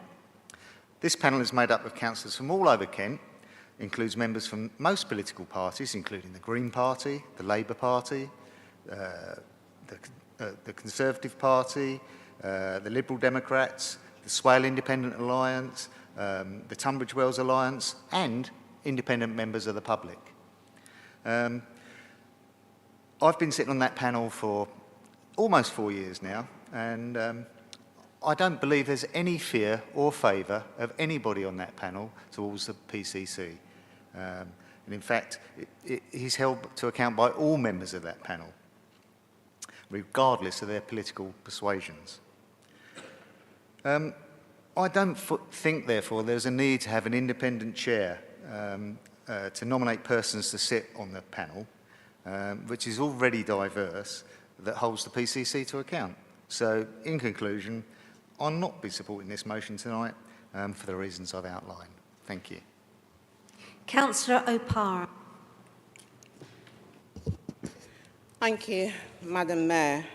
I will not be supporting this motion tonight because in many ways it undermines the great work that our community safety team and Councillor Govin are doing. In many ways also it talks down our great Medway, the place we all call home. In reading just a few first bullet points, I felt very grieved. And I kind of wondered, how to describe this motion. But Councillor Osborne himself gave me 2 words when he described the leaders' report this evening: tiring and uninspiring. And this is what I feel about this motion. It is tiring because, Madam Mayor, in the about 8 years I've been on this council, it's what I have heard from Councillor Osborne, talking down Medway. In fact, I have come to actually nickname him the Councillor of Gloom and Doom over Medway. It is uninspiring because no one reading this would want, it will not actually encourage inward investment into Medway, neither will it encourage anyone to come and live here. And yet, I would want to say to Councillor Osborne that our Rochester is one of the most sought-after areas in the whole of Kent. And therefore, Madam Mayor, tonight I will not be supporting anything that undermines the great work that our community safety team are doing. And like we've heard from Councillor Hackwell, also the great work that other teams are doing. Therefore, for me, I will not be supporting this, like I've said before. Thank you, Madam Mayor. Thank you, Councillor Parra. Councillor Osborne. Oh, sorry, Councillor Patterson. Thank you, Madam Mayor. Just a brief point. I'm astounded at the complacency that we've heard tonight from Councillor Galvin. He clearly just doesn't get it. For all his attempts to act as a gatekeeper in police surgeries. I did attend one of the police surgeries a few years ago that were organised with Councillor Galvin in attendance, and let's just say I haven't made that mistake again, because I don't need to be chaperoned in these proceedings, and I certainly don't need advice from Councillor Galvin on what my constituents are experiencing. I don't need his dismissal. And I'm astonished that someone who, on other occasions, appears to be insisting on empirical evidence so casually dismisses the experience in the London Borough of Redbridge, where the enforcement hubs have been a fantastic success. And as part of that empirical evidence, Councillor Galvin, I've visited the enforcement hub at Redbridge and seen the fantastic multi-agency approach being undertaken there, how much that's valued by local people, having that presence on high streets again, and that the feeling of safety that that gives. So Councillor Galvin seems to be happy to dismiss this as just a police surgery. May I urge Councillor Galvin to make contact with the leader of Redbridge Council and ask to be given a guided tour? He might learn something, because it would be about time. Right, no more members. We go to the recorded vote. Sorry, Councillor Osborne, I do apologise. Thank you very much, Madam Mayor. Well, what can I say? We've had knee jerks, repetitive strain injury, and Councillor Gloom and Doom. Well, I'm happy to say, Councillor Parra, that after May, you might not be sat here to have to listen to me. So if all accounts are, you're trying to find a ward. So let's deal with these in turn. So dealing with Councillor Hackwell, first of all, you were strawmanning my argument. I fully support all efforts to scrutinise the police, including the panel that we have in Kent. In fact, I look forward to contributing to that panel with my colleagues here today. And you're actually not correct. In terms of actual numbers of police, you are right, we are back to 2010 levels, but of course Kent's population has increased. So as a per capita, we are actually lower than we were in 2010, so not entirely accurate. I welcome Councillor Lammas's contribution. In fact, that's the point, Councillor Lammas. Stronger advocacy on issues is actually how you get things done. And it's absolutely the case that we do need to work with agencies in Medway and beyond Medway to try and actually learn from best practice, which is exactly what I want to do with Redbridge and their online and external enforcement model. And as my colleagues have correctly mentioned tonight on the backbenches here, that model has worked and people have visited that, and I'm really keen to learn from what works elsewhere.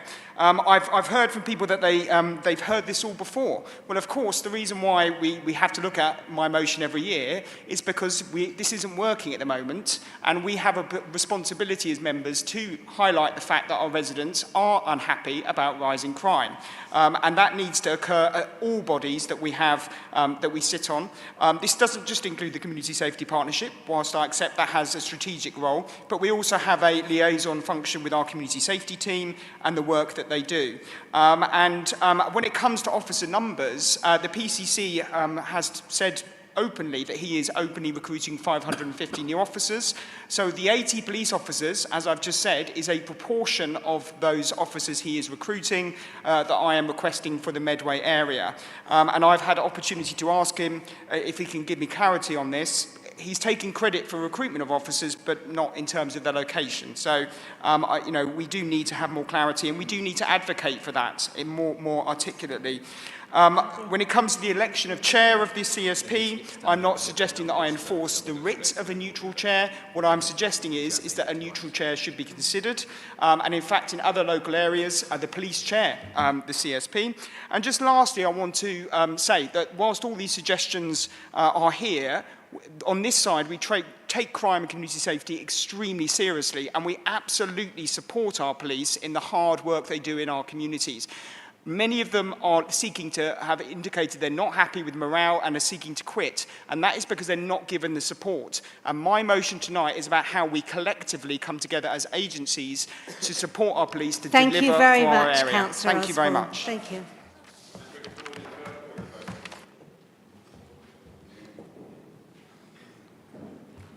Yep. We move to a recorded vote. Madam Mayor, thank you. I'm going to ask members to indicate their voting intentions for Councillor Osborne's motion by indicating for, against or abstain, please. So starting with Councillor Adeale. Councillor Ahmed.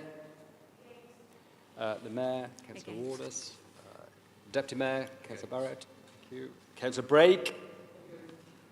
Councillor Buckwell.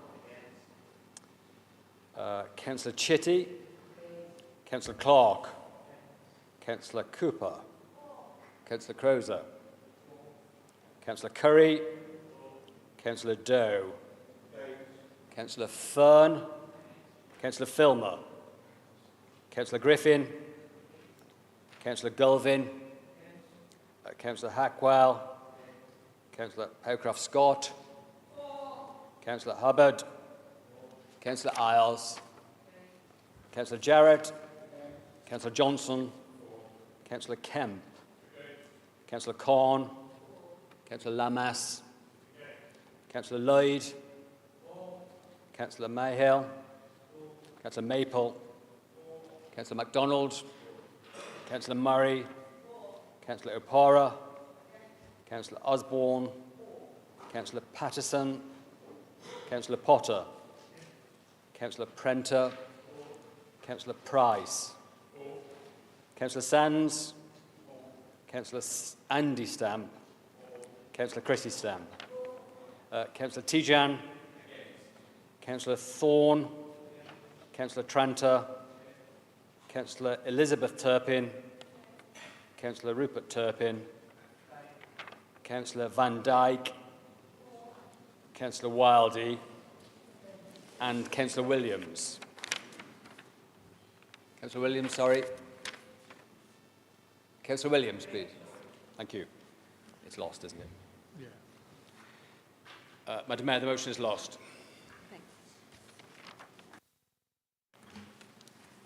There being no further business, I declare this meeting closed.